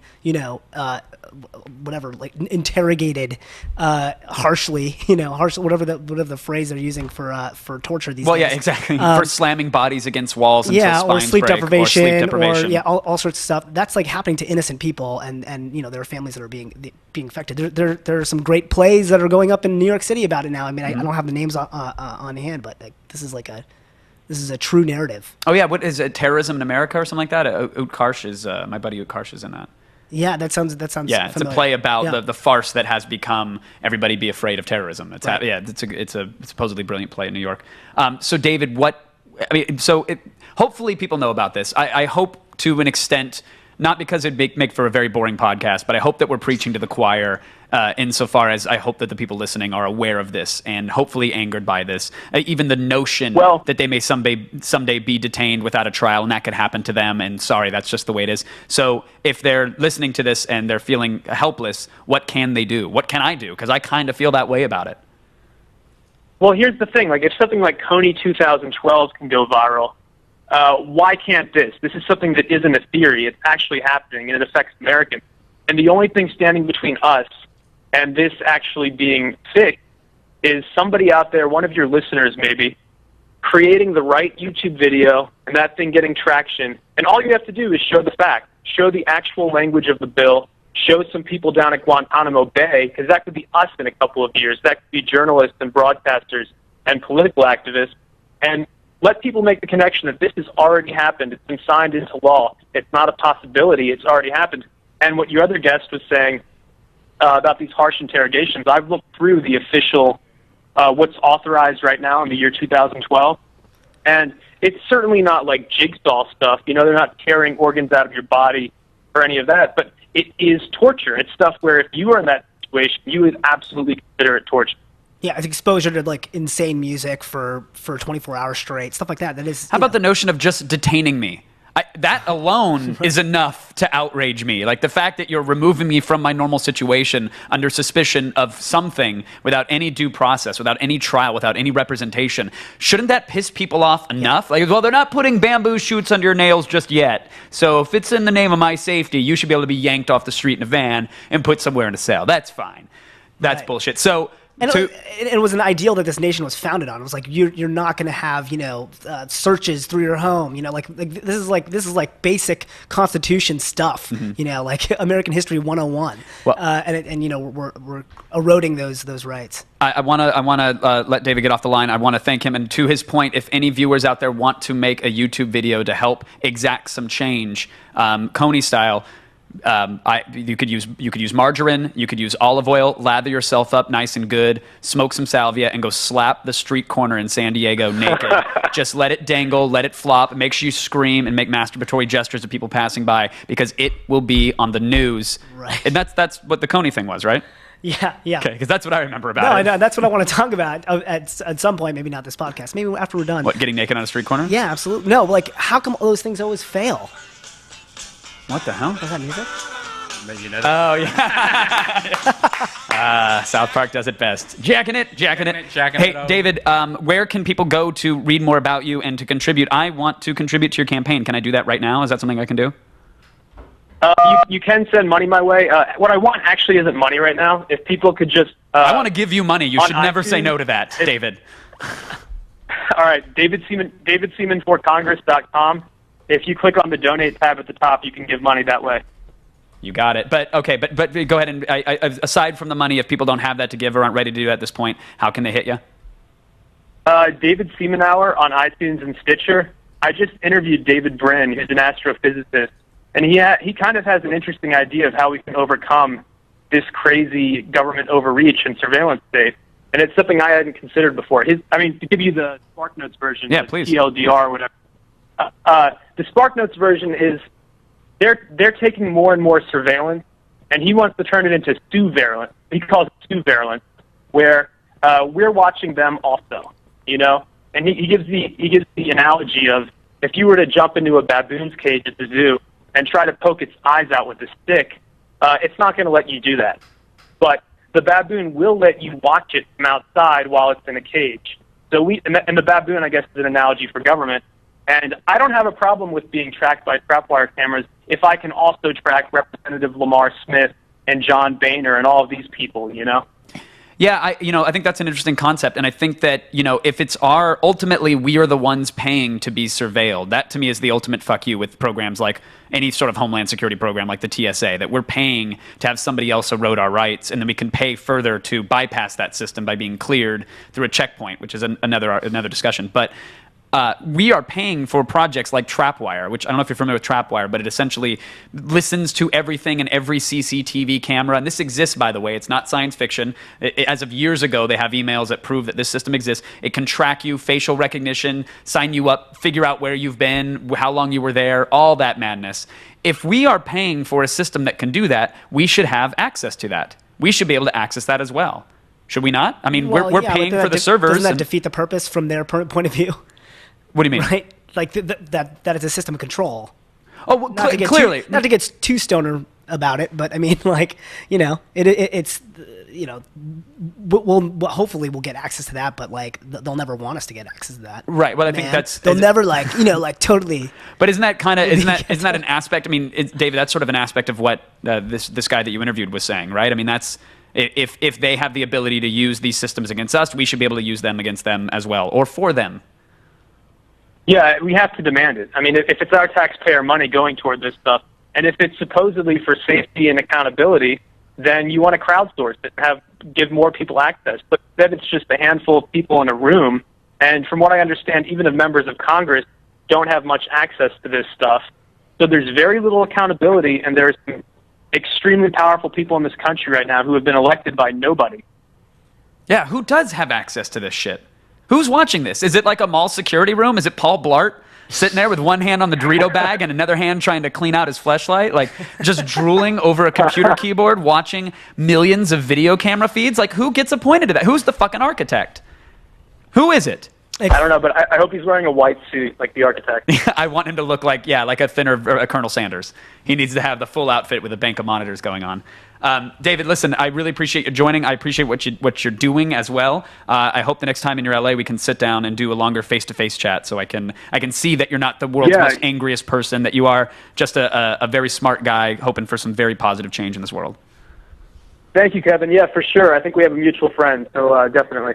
Cool. David, thank you again for joining. David Seaman, everybody. You can check him out, davidseaman4congress.com. That's David, S-E-A-M-A-N, 4congress.com. Spell out the 4. Don't use the number. Come on, don't be lazy, kids. I think we've got a couple minutes left, and I'm curious because I've seen Brian scrolling some forums, maybe checking Twitter. Is that personal stuff, or are you watching the real-time feedback of whatever the fuck this is? Real-time feedback. So People lay it on me. Let's get into this. Best pilot ever. What? What do we win? Breadsticks. That's it. Stop giving any other comments. Hey, we had the best pilot That's the best pilot ever. ever. That one guy There we go. said it. Everyone's loving it. Everyone's loving it. All right. Well, thanks. You're filtering it very kindly for me. Super You put on the vague. kid gloves. Yeah. A lot of people. The person that I'm currently scrolling loves it. Can't find another positive comment. Hold on. Everybody's really loving The this. forums are crashed. Great show already. Welcome to Death Squad. Hey! Awesome podcast. Whatever. It's all the same. It's all positive. Well, Not good. one I will negative. take that. I will take that. I'll be on. Like, there was when I first said that I was coming on. I think it was Rogan's show was the first Death Squad podcast that I had done. I was getting warned by certain people of like, you be careful. Rabid animals out there. You're going to be you're the goat from Jurassic Park. They're going to put a chain on you, and it's just meat chunks are going to go flying onto Jeeps. And I was touched, literally. Like, I found like my little cold black heart was kickstarted and came back to life. And it burnt bright with how accepting and kind and nice people were. So that is happy to see as well. Yeah, I'm all smiles. A little tiny cold black heart. It grew 3 sizes that's just beautiful. now. Oh my God! It's African American heart. I'm sorry. No, it's really inappropriate. Fuck, it's a black heart. All right, that's what it is. I know the color. All right, it is charcoal in there. So what's coming up next for you, Sandeep? What's the rest of your world? Well, You did a new season of The Guild? Did a new season of The Guild. That's out now. They can check that out. Season 6. Very proud of it. The first episode's already up, and it's funny. Cool. And we are. gotta watch that We're going to invade Long Beach Comic Con. So if anybody's in the hood, LBCC! Save the Super's going to be down there. Ah! We're going to put together a big show. Is that a thing? That's a thing. It is. Yeah. Yeah.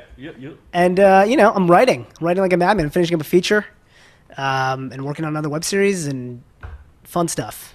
So Love it. Chuckles and laughs and tickles and hugs and belly rubs. You know it. Sandeep's life is all puppies and rainbows. It is indeed. What's the darker And blowjobs. times? Tell me about the darker times. God, we don't have enough. Should we get into relationships? Podcast space. No, no, we should not. We shouldn't.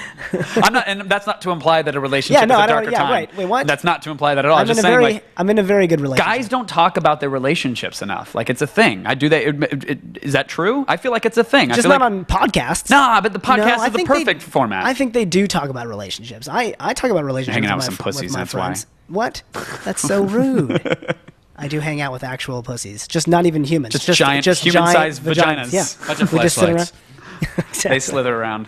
The fleshlight is weird, man. It is a weird mental hurdle for me to leap because I am immediately Does it washed. function as a flashlight as well? Is that why it's called a flashlight? It should. No, Yeah. it's in a container that makes it look like a flashlight. but it Yeah, doesn't But when actually- you pop the top, it looks like a Guys, $1 million silicone idea. vagina. The flashlight that actually works as a flashlight. It's 2-in-1. Yeah, there's John Heffron said once that they should do it that way because you always know where your flashlight is. You know, like when power goes Well, out. if the power goes out, I want to fuck something. So it should be where my It's like, well, flashlight you know, is. it's like- it's what like- else are you gonna do? There's no internet. You're not Right. watching the TV. If Might as well jerk off. Yeah, if an airplane is crashing, you're going to find the nearest available person to have sex with, right? Is that Yeah, what we do? consensual or otherwise. Or No, otherwise. otherwise. What? Wow. The plane's going down, You and it's went not going to be a there. lost scenario. So just make it happen. Guy, girl, or if someone checked a pet. I don't know if it's a service animal. I mean, it's a service animal. It should service you, right? That's what it's for. It's in the title, animal. best on- I mean- Don't call yourself unless you're, What kind of service are you performing there? Right, I assume sexual is the only service that I know. God, where did this go? We went from like a serious... Well, my hey, we're high wore against- off. I mean, that's all that happened. I clearly didn't. Brian gave me a utensil that just it required Sasha Grey-esque strength with the suckage in the lungs, and I was just not able. I'm a young pup. I'm not good. I'm a casual smoker, and I'm an can't. asthmatic. Are you? It was fucking no big deal. Want me Do to you have pull an it for you? Please, sweetheart. Could I you will. shotgun I'll pull it me? for Shotgun me you. later when the feed stops. So how does this show end? Is that what we're trying to... Is that what we're searching for right now? That's it. Good night, everybody. No, I was hanging actually gonna see if there was any questions. Should we order lunch or anything? Yeah, we've got some Thai coming. I was gonna see if there were any questions or anything like that. I guess I should have asked for them, but I had assumed people would have asked something Let's because I ask for them figure and then wait again. We don't 10 know. minutes. Thanks for bearing with whatever the fuck this is. We're just chatting and having a time here. I don't know if it's a good one yet. Again, when I come down, It's a time. When I come down from my ketamine hole that I'm in right now of anxiety, I'll pop out of it and have a little perspective on this situation here. But I think it'd be good to answer questions or To make it feedback interactive. at the end. We just got a should good do question. That. Oh, a great question. Taco Fart 7 wants to know what. Wonderful. His vote counts as much as your vote. And here's the thing: he couldn't get Taco Fart 1, 2, or Nope. 3, or A lot of had Taco to Farts. he had to get Taco Fart 7. He wants to know what does pulling up. Olivia Mum's ass taste like? Like taco farts, oddly enough. I think that's one. That's clearly. Taco kisses. that must be one of her fake vanity accounts. She has a lot of them. I think Taco Fart 7 is absolutely that. I've never She tasted pimped her own question about how her ass tastes. Is that Yeah, what because you're- she wanted me to admit that, and it's not like regular. It's like Taco Bell seasoning mix, not like a Taco Bell taco, like a packet Is of it- their seasoning mix. Is it the Dorito shell? And it comes out powdery. It's not a Dorito shell. All right, No. don't. I feel like Just you were like- asking that to be an asshole. No, Sandeep. I wasn't. It's like it was actual- a sincere question. I needed Okay, to know. Then I apologize. It's not like the Dorito shell. It's just like the meat mix Okay. that they use. Do you still talk to It was Olivia? a sarcastic Or is question. she too big for you? No, I don't think it's that she's too big for me. We just don't talk. We had a falling out over the Brett Ratner interview that happened on the show. What happened? What, She really? wrote a couple chapters or a chapter in her book about Brett Ratner that were, well, it was implied that it was about Brett Ratner. I didn't know. I didn't really read the book, so I didn't know what it I didn't was. read it. As I made the joke on the show, which I think upset her, that I skimmed the book looking for the pages where I was thanked for anything and didn't find it. Right. I'm gonna wait for the web series. It'll happen. But she wrote a thing that was apparently about Brett Ratner. Brett Ratner came on the show, and before the show was like, I still haven't read this, but I've heard about it. I've heard she says really slanderous things. So we gave him a copy of her book, and he read it and was like, I want to talk about this. And we're like, well, we're going to promote the movie and blah, blah, blah. And the publicists want to, no, I really want to talk about this because he maintains that he knew her, took her on a trip to her book. I don't even know what the scandal is. Her story, I don't want to, because it's such old hat that I don't really want to retread it, to be honest. It was like, Let's not then. I know it's exciting. Some people, you can go and search the Brett Ratner thing. Like, you go for it. Like, it's just, I've talked about it a million times. It's in one of your archive podcasts. It's on there For somewhere. sure. It's in hour 7 of the first test pilot. But the gist is that Olivia implied that her first time meeting Brett, he was masturbating in a trailer and eating shrimp cocktail, and it was the first time meeting him, and it was terrible, and he came, and like some cum got on the door handle. So we are going to talk about this. Well, just- This is awesome. Well, so this is was amazing, like this yeah. was the story that she implies. Brett Ratner says that he met her some other time and took her to an island along with several other girls, and they totally hooked up. And he's saying this on the show, like Yeah. he's like, we totally hooked up. She was known as Lisa then because that was her real name and all this stuff. And look, I don't want to. The reason I don't want to tell it is that like I don't really speak to Olivia anymore, so I don't want it to seem like I'm speaking about her, which I clearly am now. Like I've now done the one thing that I really didn't want to do. But this all happened out in public. This is all public Right, knowledge. So he came on our show and said that he did that. And like, look, I met her, I had sex with her, was mad that I didn't remember her, blah, blah, blah. The story's not true, all this stuff.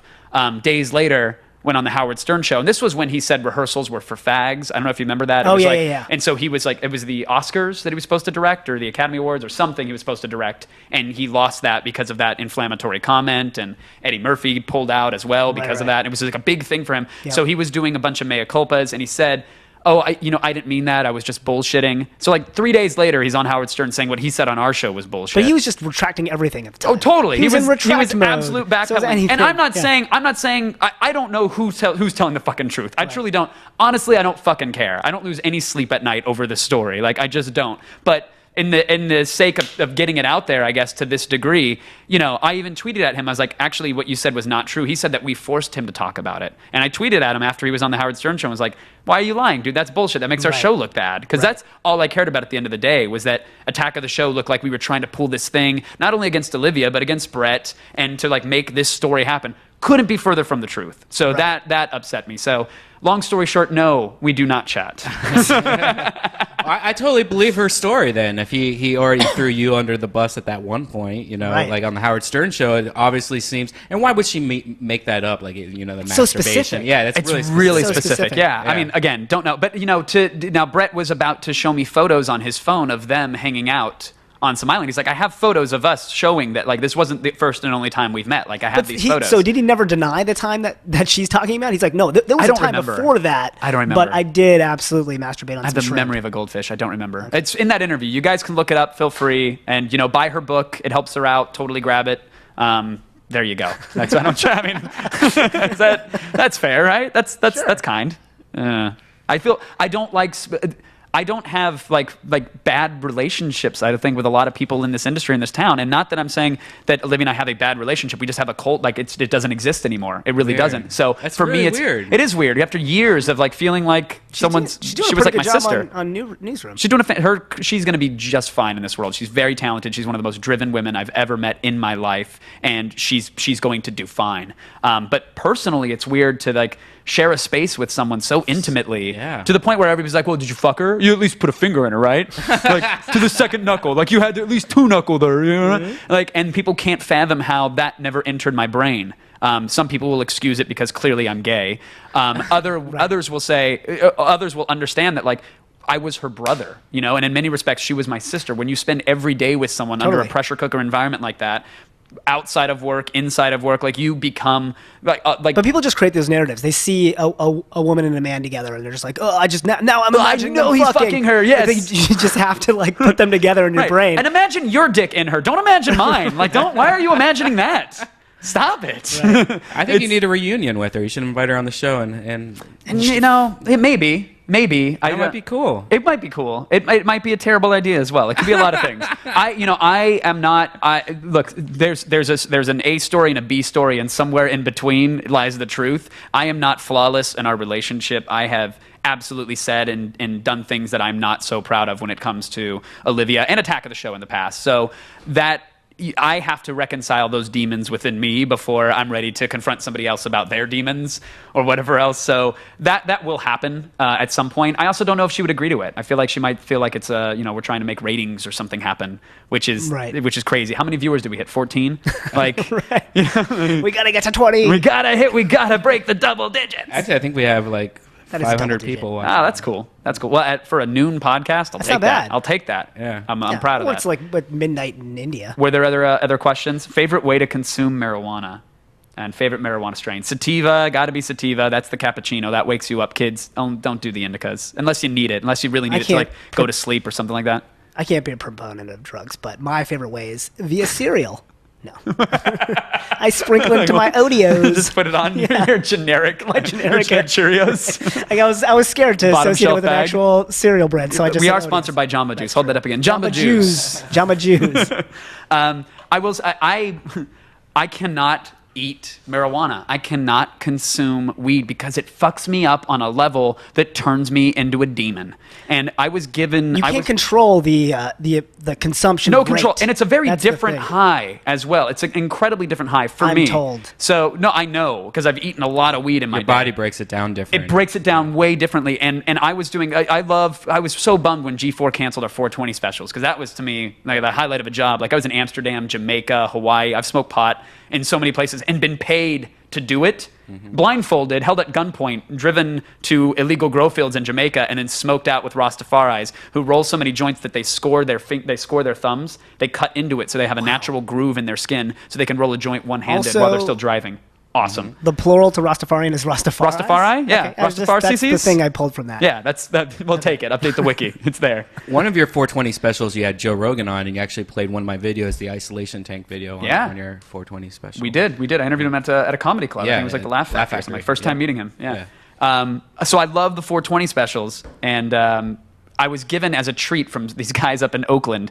They run Steep Hill Labs, which they're trying to grade with gas spectrometers and everything else. They're trying to actually tell you how much THC or how many cannabinoids, like what the content is of the weed, so that it can be sold legally. Because that's one of the big arguments now, is that a doctor can't prescribe a strain because he doesn't know how much medicine is being administered. So they're trying to clinically tell you exactly what's in it.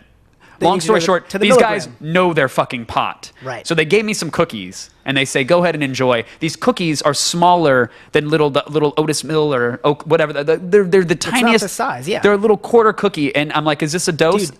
And they look at me and they're like, for you? They're like looking me up and down. Yeah, that's probably a dose. Like, you could probably have 2 because the bag has 2 in it. I'm like, okay. So I bring them, already know where this story bring them is back at. with me. I'm having a dinner with the girlfriend. We're going out to Palm Springs to shoot at another dispensary. And I'm like, hey, look, I have these cookies. So we pop one. And I'm like, it takes about an hour, sometimes an hour and 30 minutes to kick in. And we just had a full meal, so it's going to take a while. I'm going to go ahead and drive to Palm Springs, and I'll be tripping by the time. Like, when I get there and check in, then it'll hit, and I'll be great. Didn't work that way. Yeah. To the point where I was... I don't want to tell all the story because it's not responsible. Kids don't ever fucking do this. It's not responsible at all. But when I got to the hotel, I got out at the valet, opened all the doors, because for some reason that made sense to do. I opened up all the doors to the car, including the trunk, grabbed a bag, left the car running, and just walked away from it like it was a crime scene. Just awkwardly crab walked away and just left it running. Didn't get a ticket, didn't do anything, just car running. Go to check in. The guy asks me, like, oh, hello, welcome to the blah, blah. It was a nice fucking place that we were being put up in. And I'm there, and I'm scratching and pawing. And I'll tell you why in a second. The guy asks me to check in, like, what's your name? And Kevin. Great, your last name? Yes. I answer yes, because I have one. That's an affirmative, 10-4. I then take out my wallet and start emptying one by one every card, every dollar, everything. And I put it out on the counter because my body's on fucking autopilot. I'm freaking out. I'm thinking I'm going to die. Like, I'm having heart palpitations. I saved a bit of the story because I was driving while it was happening. Again, very irresponsible. I'm putting everything out on the counter. It's got like a Ralph's Club card, a Costco card. I got my credit card, my ID. So he takes the credit card and the ID, and he's just sort of eyeing me awkwardly. And that's when my jaw started to melt. Mm-hmm. My lower jaw started to literally melt down to my chest. This was just pot. In my head. This was just one teeny tiny little pot fucking cookie from these guys in Oakland that know their stuff. So I'm literally going like this as I'm checking in. Sorry if you're listening to the audio. I'm going like this because I feel like my jaw has melted into my nipples. And I start pushing up my jaw while I'm talking to him and just looking for some help anywhere. And I'm like, we're staying here for a night. And I really feel as if my jaw has melted down now to my belly button. So I'm just grabbing and pushing up like this. I must have looked like a fucking fiend. Hair torn 20 different ways. The valet guy comes up and he asks me, like, and he's holding keys. He's like, is that your car? And I'm like, yeah, that's my car. And he's just laughing at me, laughing right in my face. Oh, he totally knows. Like the third person today, probably. Totally knows. Try to get to bed because I know I have like a 6 a.m. call time the next morning, super early. This is now taking place at about 1 in the morning. I have to get to sleep. Girlfriend is freaking out. She's losing her mind. She doesn't eat pot. She's in bed, and that's when her night terrors kick in. And it would start with her believing, like, oh, I feel like I missed a step on a sidewalk. So she would wake up and jerk. And I'm like, okay, but that was a violent kick to my side. I'm trying to sleep. Okay, next one. I thought I was falling off a building. Flail, smack in the face. Okay, great. The next night terror. I was in a plane and it was going down to the point where I'm getting bludgeoned. I'm now an abuse victim in the bed, still tripping balls. So the next day, black eye on the chute a little bit that had to be covered. But you hook up with a puppy in the plane. Right? Yes, going down. there was a service animal, raped a puppy. so I had to get service. The moral of this, long story short, don't eat weed cookies. You will fuck a golden retriever. You have any? Sorry, I cannot possibly top that story. Oh, that's There's not. Come it's on. like not even close. You've never had an overdose. We can't really overdose, but you never had an issue. I never had one of those stories where I accidentally, like, there's always that, like, I was over at a friend's house and then there was a plate of cookies and then I snuck one. And I thought it was normal, and then I, was tripping balls on the side of the 405. Like I never had one of those, but I've heard so many of them. My vision while I was, I'm very cautious with edibles, like because like you said, you can't really. I don't know. It's like you can't really control the intake, or you don't feel when you're smoking it, you feel like every hit sort of You delivers. can meter it. Yeah, you know, okay, exactly. that's going to You and it can hits you measure. so much quicker that you know, all right, if I give it 2 minutes, like before Yeah. this podcast when you were ripping the giant bong, you were like, oh, that was a good one, but I'm going to Doesn't give it 30 seconds, see if I need another one. Yeah, Right? yeah, but the thing I did once was a Listerine strip, Oh, yeah. and that thing. Yeah, that's the one that fucked me up. Also, I did one before getting on a plane because that's what Rogan always does. He's like, "Hey, just everyone have a Listerine strip." Everyone. That's what cult leaders do. Everybody have some punch. It's in strip form. Pilot. We're going to go meet some Co-pilot. aliens. Doesn't matter. Yeah, I had to go. And I Everybody had on to the go plane to the have one of bathroom. these. I had to go to the bathroom like every 15 minutes, splash water on my face. Oh, that and just bad? look and like breathe into. I was trapped in between two people, also on a plane. I think I went to the bathroom maybe 15 times in an hour. I had to keep on apologizing. I'm sorry, I feel sick. You know? Yeah, my worst now that I remember it is my worst was when I was in high school. Still, we used to throw all these parties at my house.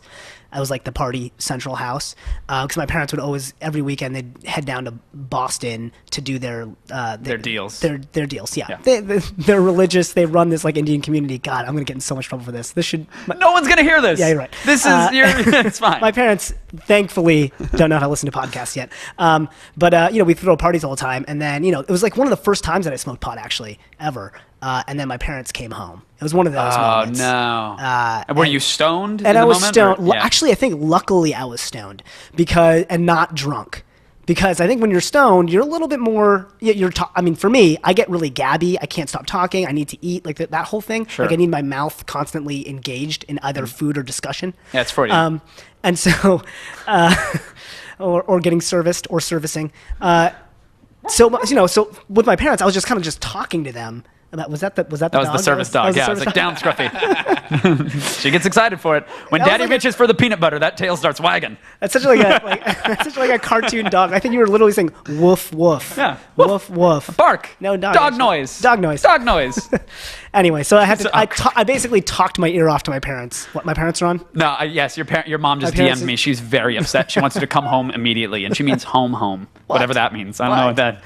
Back in the womb. I think what it means. She's gonna tuck. You need tuck me to back crawl in. back up into All there. back in there. Isn't that what being tucked in was Now, for you guys? someone tucked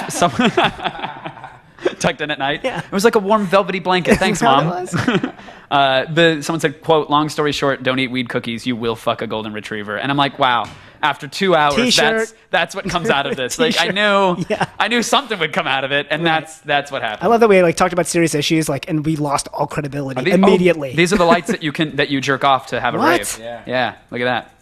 Are you playing any games right now? I am fucking addicted to Torchlight 2. Torchlight Yeah, too. you love that. Oh my god, do you ever play Diablo? Yeah. Back Did in you the like day. Diablo? Yeah. You'll love Torchlight 2. This is like your pitch, because that's the same thing you said to me. But Right, that's the way it is. All right, I'm not going to squander this like a Comedy Central pitch. No I'm going to Borderlands fucking 2? drill it home. Callback. That's a callback, ladies and gentlemen. That's what it's Hey. called. You'd be so good at improv. You learned that in the empty You'd be room. so good at the empty stage. Yeah. Empty. That was close enough. Empty heart. Whatever.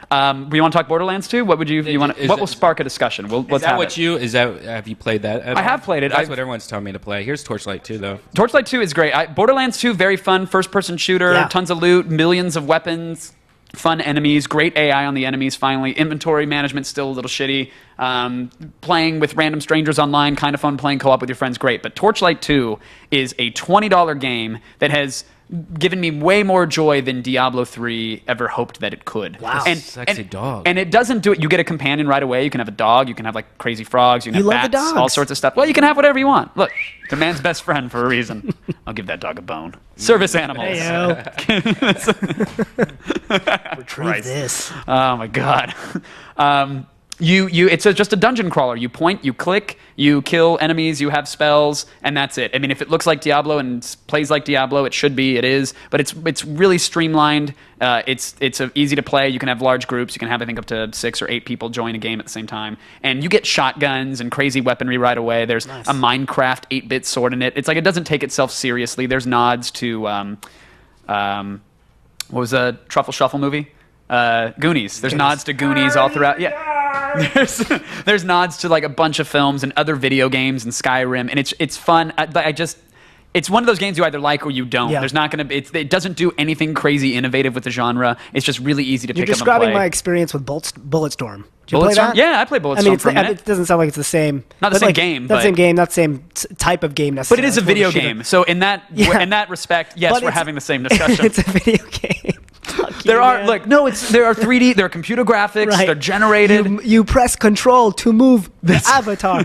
Yeah, I mean, I don't know what that accent was, but no, I mean, What was that? Can you do an Indian accent? It was something. It was like a cross between Indian and like Downsy. Leonardo DiCaprio's South African Okay. in Blood. I'll buy that. And I'll buy that. and a Downsy person. No, but it has a sense of humor. It's like a very funny game that you get like achievements for like shooting someone directly in the asshole. Killing them with style. Yeah. Right. Are you so- playing a Bulletstorm video now? Is that what that is? Yeah. Oh, really? Well, no one's actually killing anybody in this. So it's cool. You explore mountains. You can slide down them. It's an REI simulator. This isn't Bulletstorm. No. No, it looks like it was supposed to be. Is it Bulletstorm? It's by Bulletstorm. Is it? Oh. I don't know. I guess it is. Oh, wow. Did you play Oh, I Bulletstorm, did. Sandeep? The best part about it was the whip. There it There's was. the whip. Yeah, okay. All right. I guess I just don't. I was too high for that I level like. to remember it, I think, is what the issue was. But the whip was such a cool weapon. I love Are it you a when there's weed-only like. guy? No, I drank too. Not any Alcohol? other vices? No. None that you want to Or- admit to on a podcast? Yeah. Or- Okay, that's fair. Sure, no, I don't really have it. Yeah, let it go. weed and All right, and just drinking. curious. I always not that it's an integral part. Well, for some people, it's an integral part of their I've personality. actually never even done anything beyond weed, really. Never like mushrooms or Not LSD. shrooms, not even shrooms. I know everybody keeps telling me, that's the reaction. I Everybody get gets always. it's like wait, you haven't seen Schindler's List? Right, and I haven't seen Schindler's List either. What? No, Yeah. for me it's Goodfellas. If you haven't seen Goodfellas, you're No, dead I've to me. seen That's that a like my lot. favorite movie of all Yeah. time. But I love Goodfellas. but yeah, there is a thing with people who have done psychedelics. Yeah, who, I just it's haven't. just like you haven't. You have to open up that part Guys, of your brain. for some other podcast, I think episode 100th 2. podcast. How about episode 2? Are we going to see episode 2? Does that happen? Shroomcast? Did we get there? Yeah. I think we should smoke salvia live. We just got on picked a up. We podcast. just got picked up for I an have a episode. salvia video on YouTube. Do you? Yeah, I feel Can you pull bad it up? about it. Is it funny? Is it It's sad? really funny, but it's long. But my face was melting in it, and I thought I fell on the ground, and I thought my face melted. Yeah. Well, yeah. Welcome to my reality. By the way, salvia is not a fucking party drug, and I hate that there's so many videos. Sure, you can do it at a party. You can do pretty much anything at a party, but that doesn't mean it's right for it. It should be treated with respect. You go on. Know that you have a question that you want to have answered if you're going to do it. Don't just do it because you think you might look silly making a peanut butter and jelly sandwich. I take offense to people that do that. Is that what I'm about to see here, Brian? That's what. Is that exactly what this This is? is me.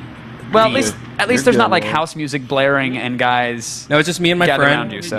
I had a babysitter. I did it right. Yeah. You're good, dude. What me? Yeah, you all right? Help me, grab me. You okay?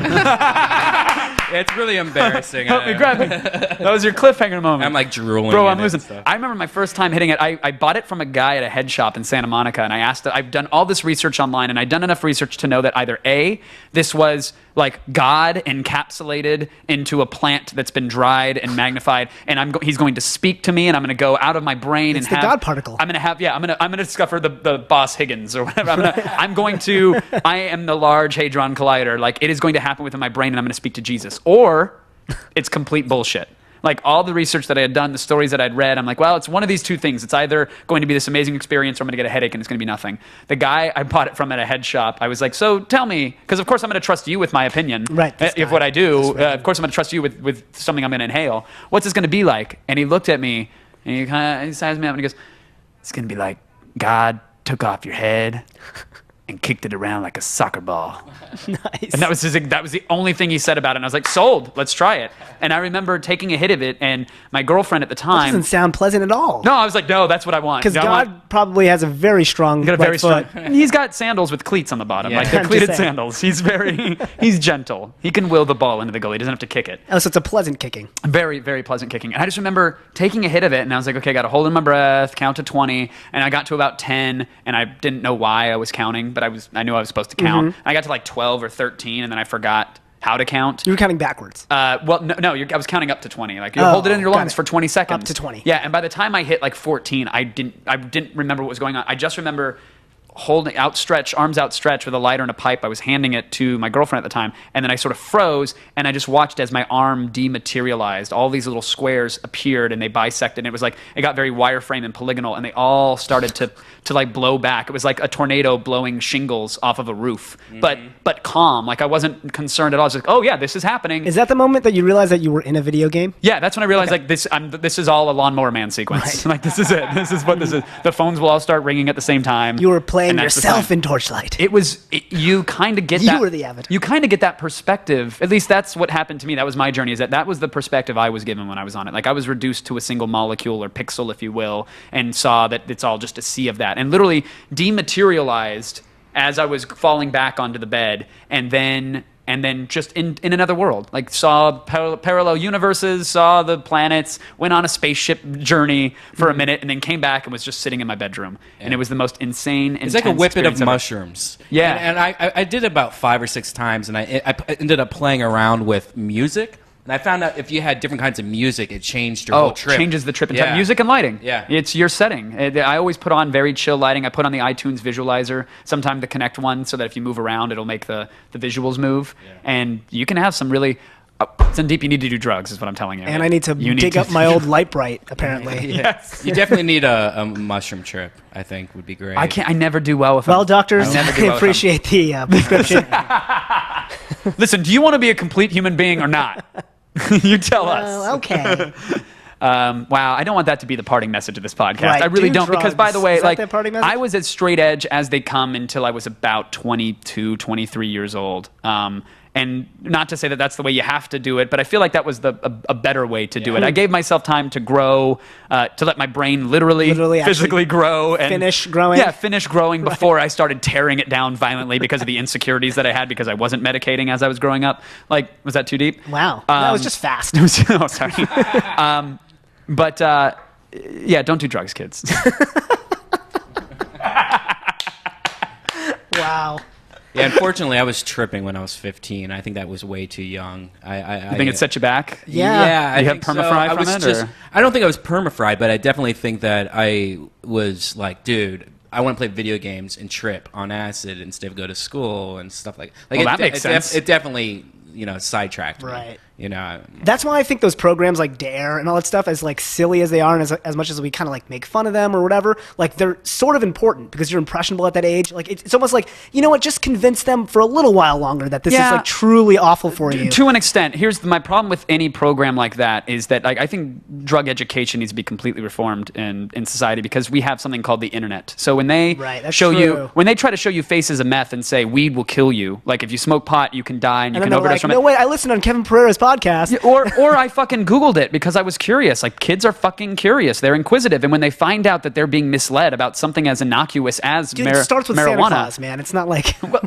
Right, but I mean... Let's get to the real conspiracy, Santa Claus. Look, what I'm saying is that if you're going to educate children on drug usage, you should absolutely educate them on what drugs do, how they work on your body, the negative effects, what they do that is a perceived positive effects. I think you have to present both sides. You can't just argue just you for can't fun just a do the little bit right boogeyman. But let me finish the point though. And the point is that I'm sorry, moderator. I'm Romney in this bitch. I'm gonna let you finish. Jim but Lehrer has something to say about that. fuck Big Bird. PBS is out. Suck my dick. Don't do Jim Lehrer, drugs. Literally. I'm a shell of a man.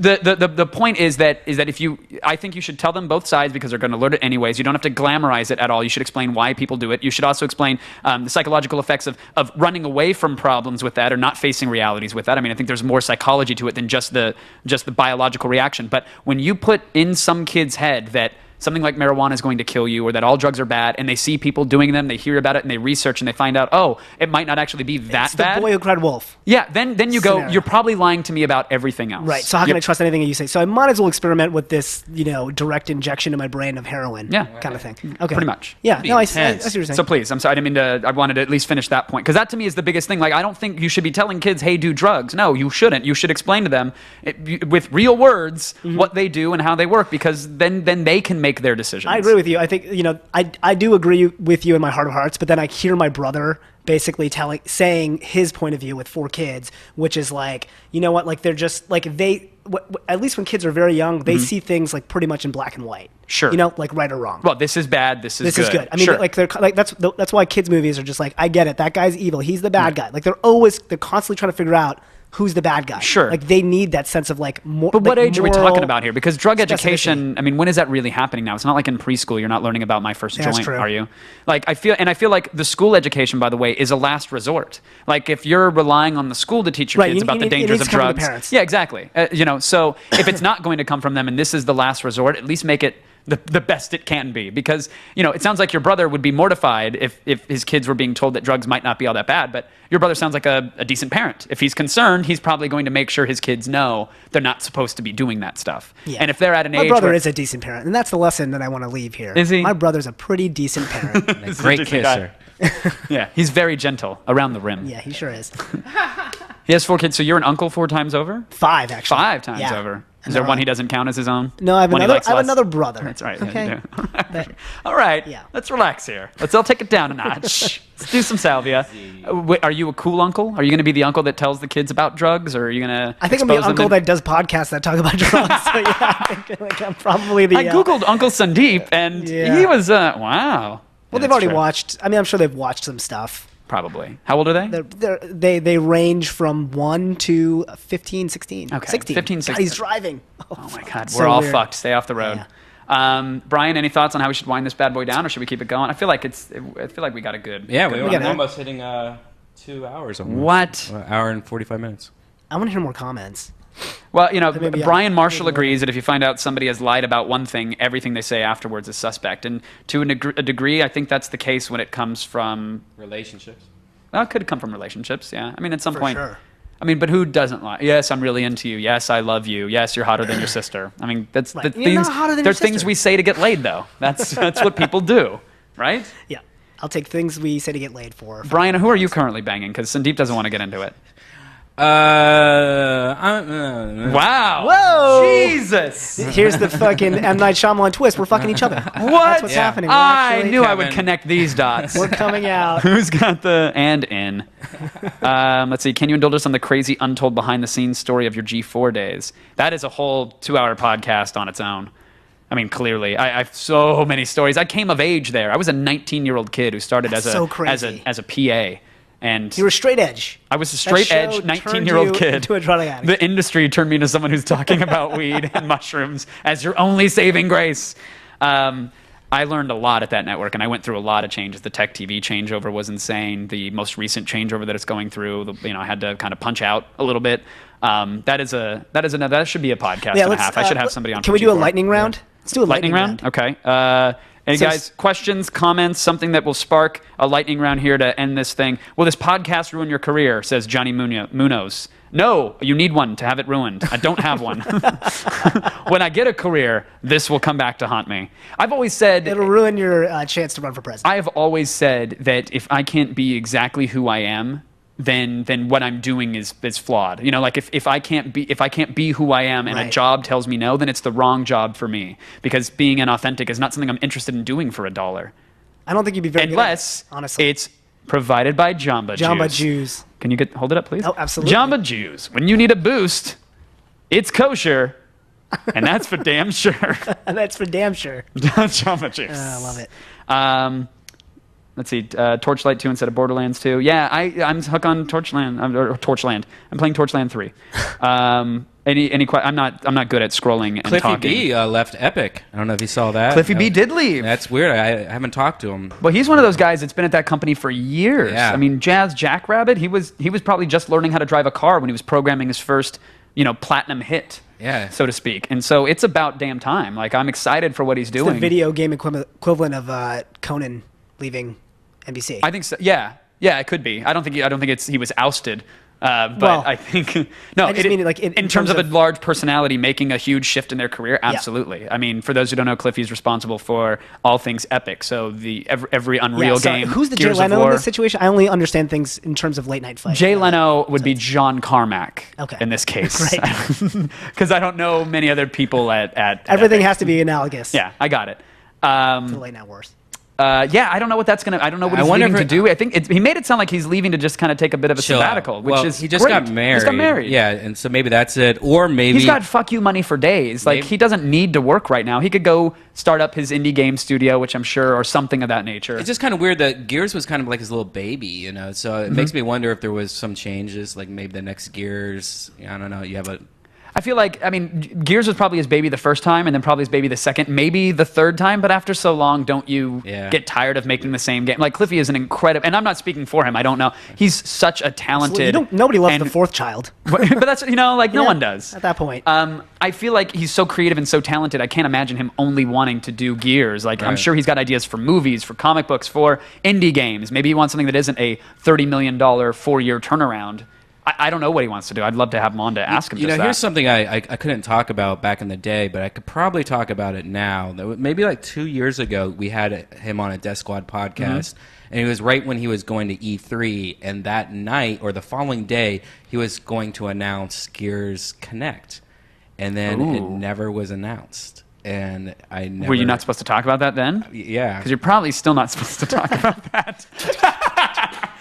He was gonna talk about this major thing that didn't get talked about. never So mind. clearly, it's safe to talk about it now. I thought, isn't there? It sounds like I mean, on the name alone, it sounds like another terrible idea. But because it whenever seemed like you it put didn't the work. name Connect on the end of anything, the Connect to me was a brilliant device in theory, just like the Wii was. Like, yes, a new way to interact with technology, new sensors, new input. The device is flawed, it's slow, it's wonky. They have to do so many tricks to actually distill movements. I mean, the hacker community has done far better things with it. At first, they were like, the Kinect is not strong or powerful or doesn't have a resolution to detect fingers. But hackers figured out how to do that pretty quickly if you're up close to it. So the device itself had so many limitations that I think Microsoft was just trying to get a groundswell of, ooh, gee whiz, this is exciting. And it worked. Right. Like, they sold units, they moved consoles. I think it's pretty badass for the most part. Like, the dancing game's pretty good. The thing I don't like is the Netflix, even though it seems cool to be able to, like, do that. But it's also you're watching a show, and then you, like, grab your soda pop off the thing, and it turns off Soda the pop, movie. sure. Soda pop. My old soda pop. Here's the guy that's like, you got to do mushrooms, but I'm gonna drink. if soda you're pop. if you're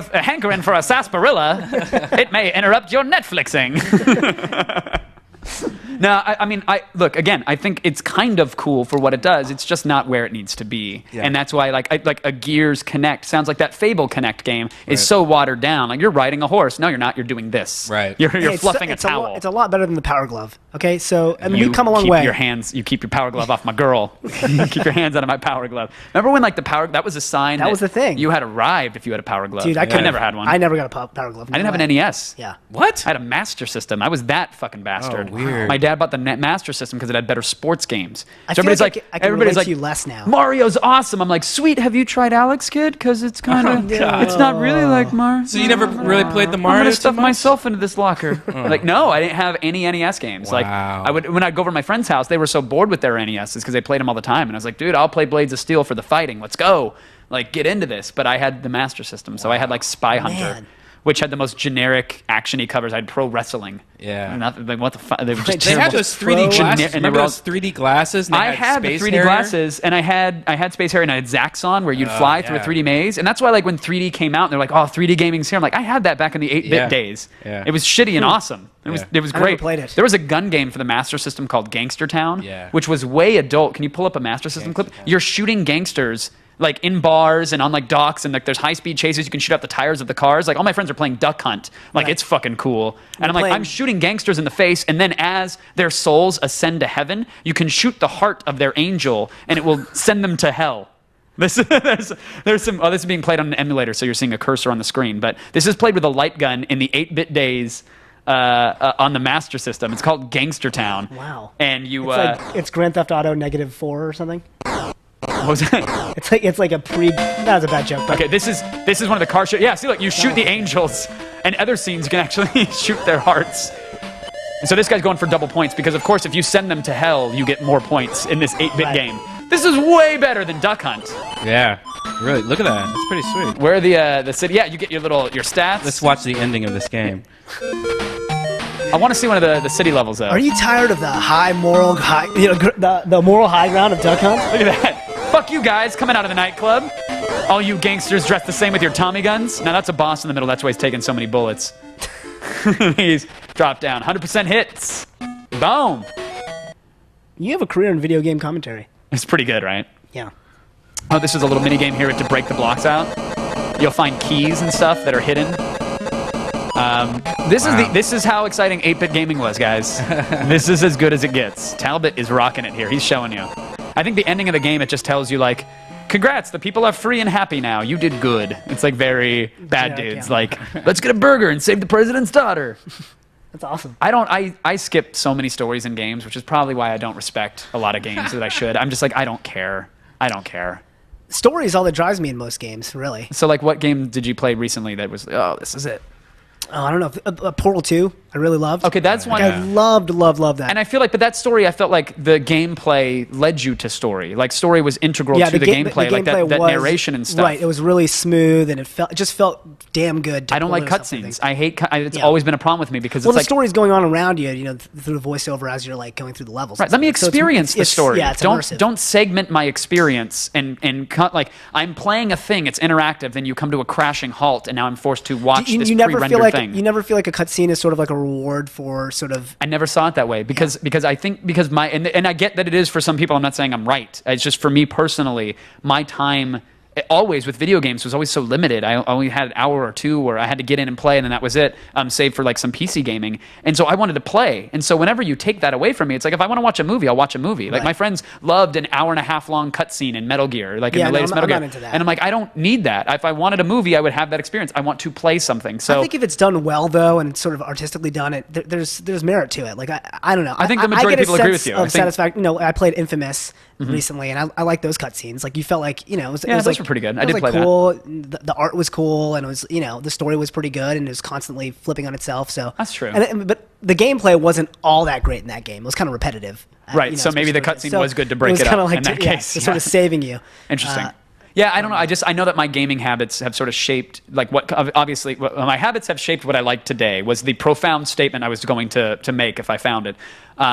But yeah, part of me is just like, I want to give me that story as I'm experiencing. Why is Space Channel 5 playing right now?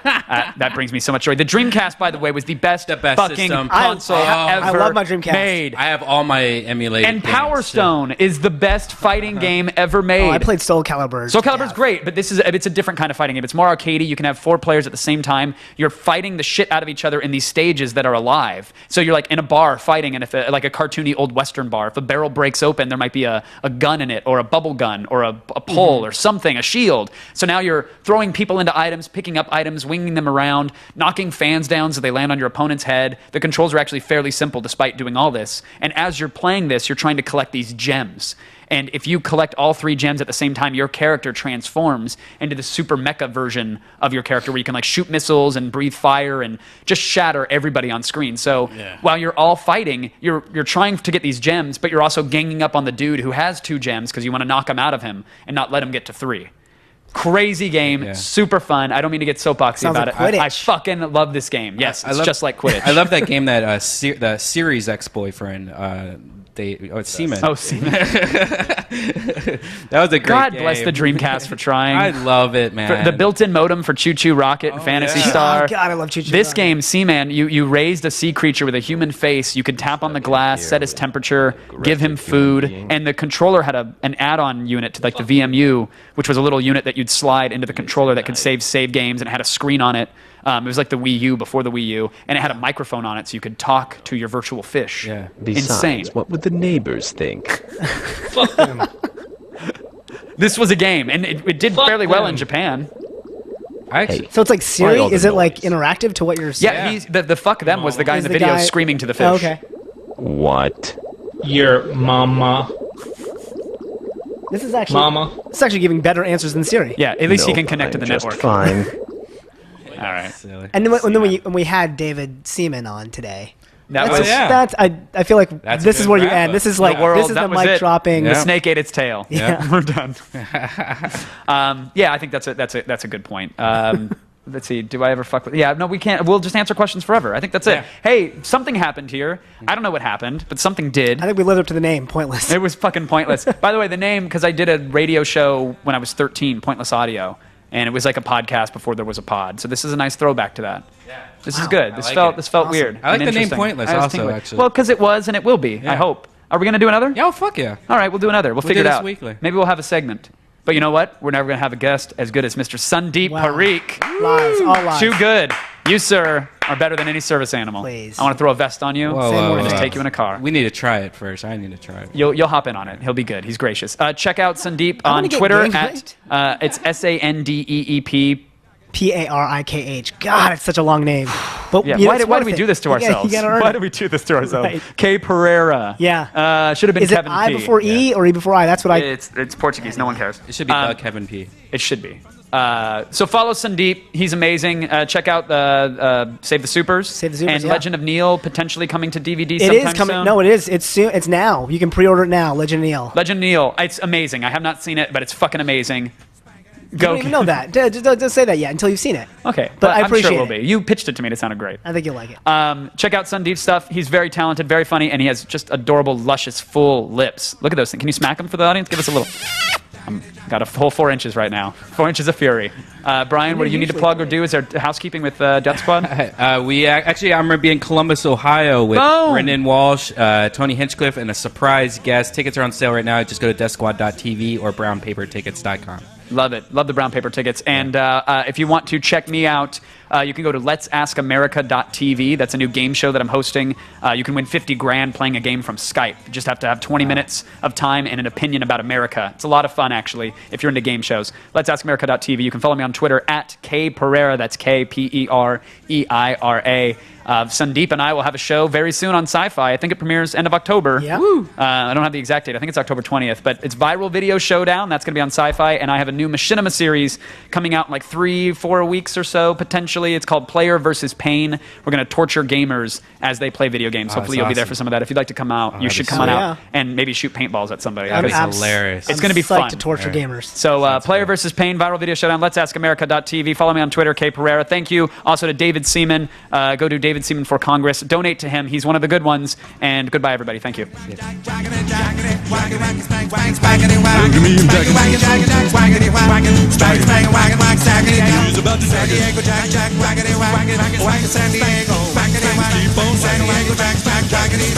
San Diego,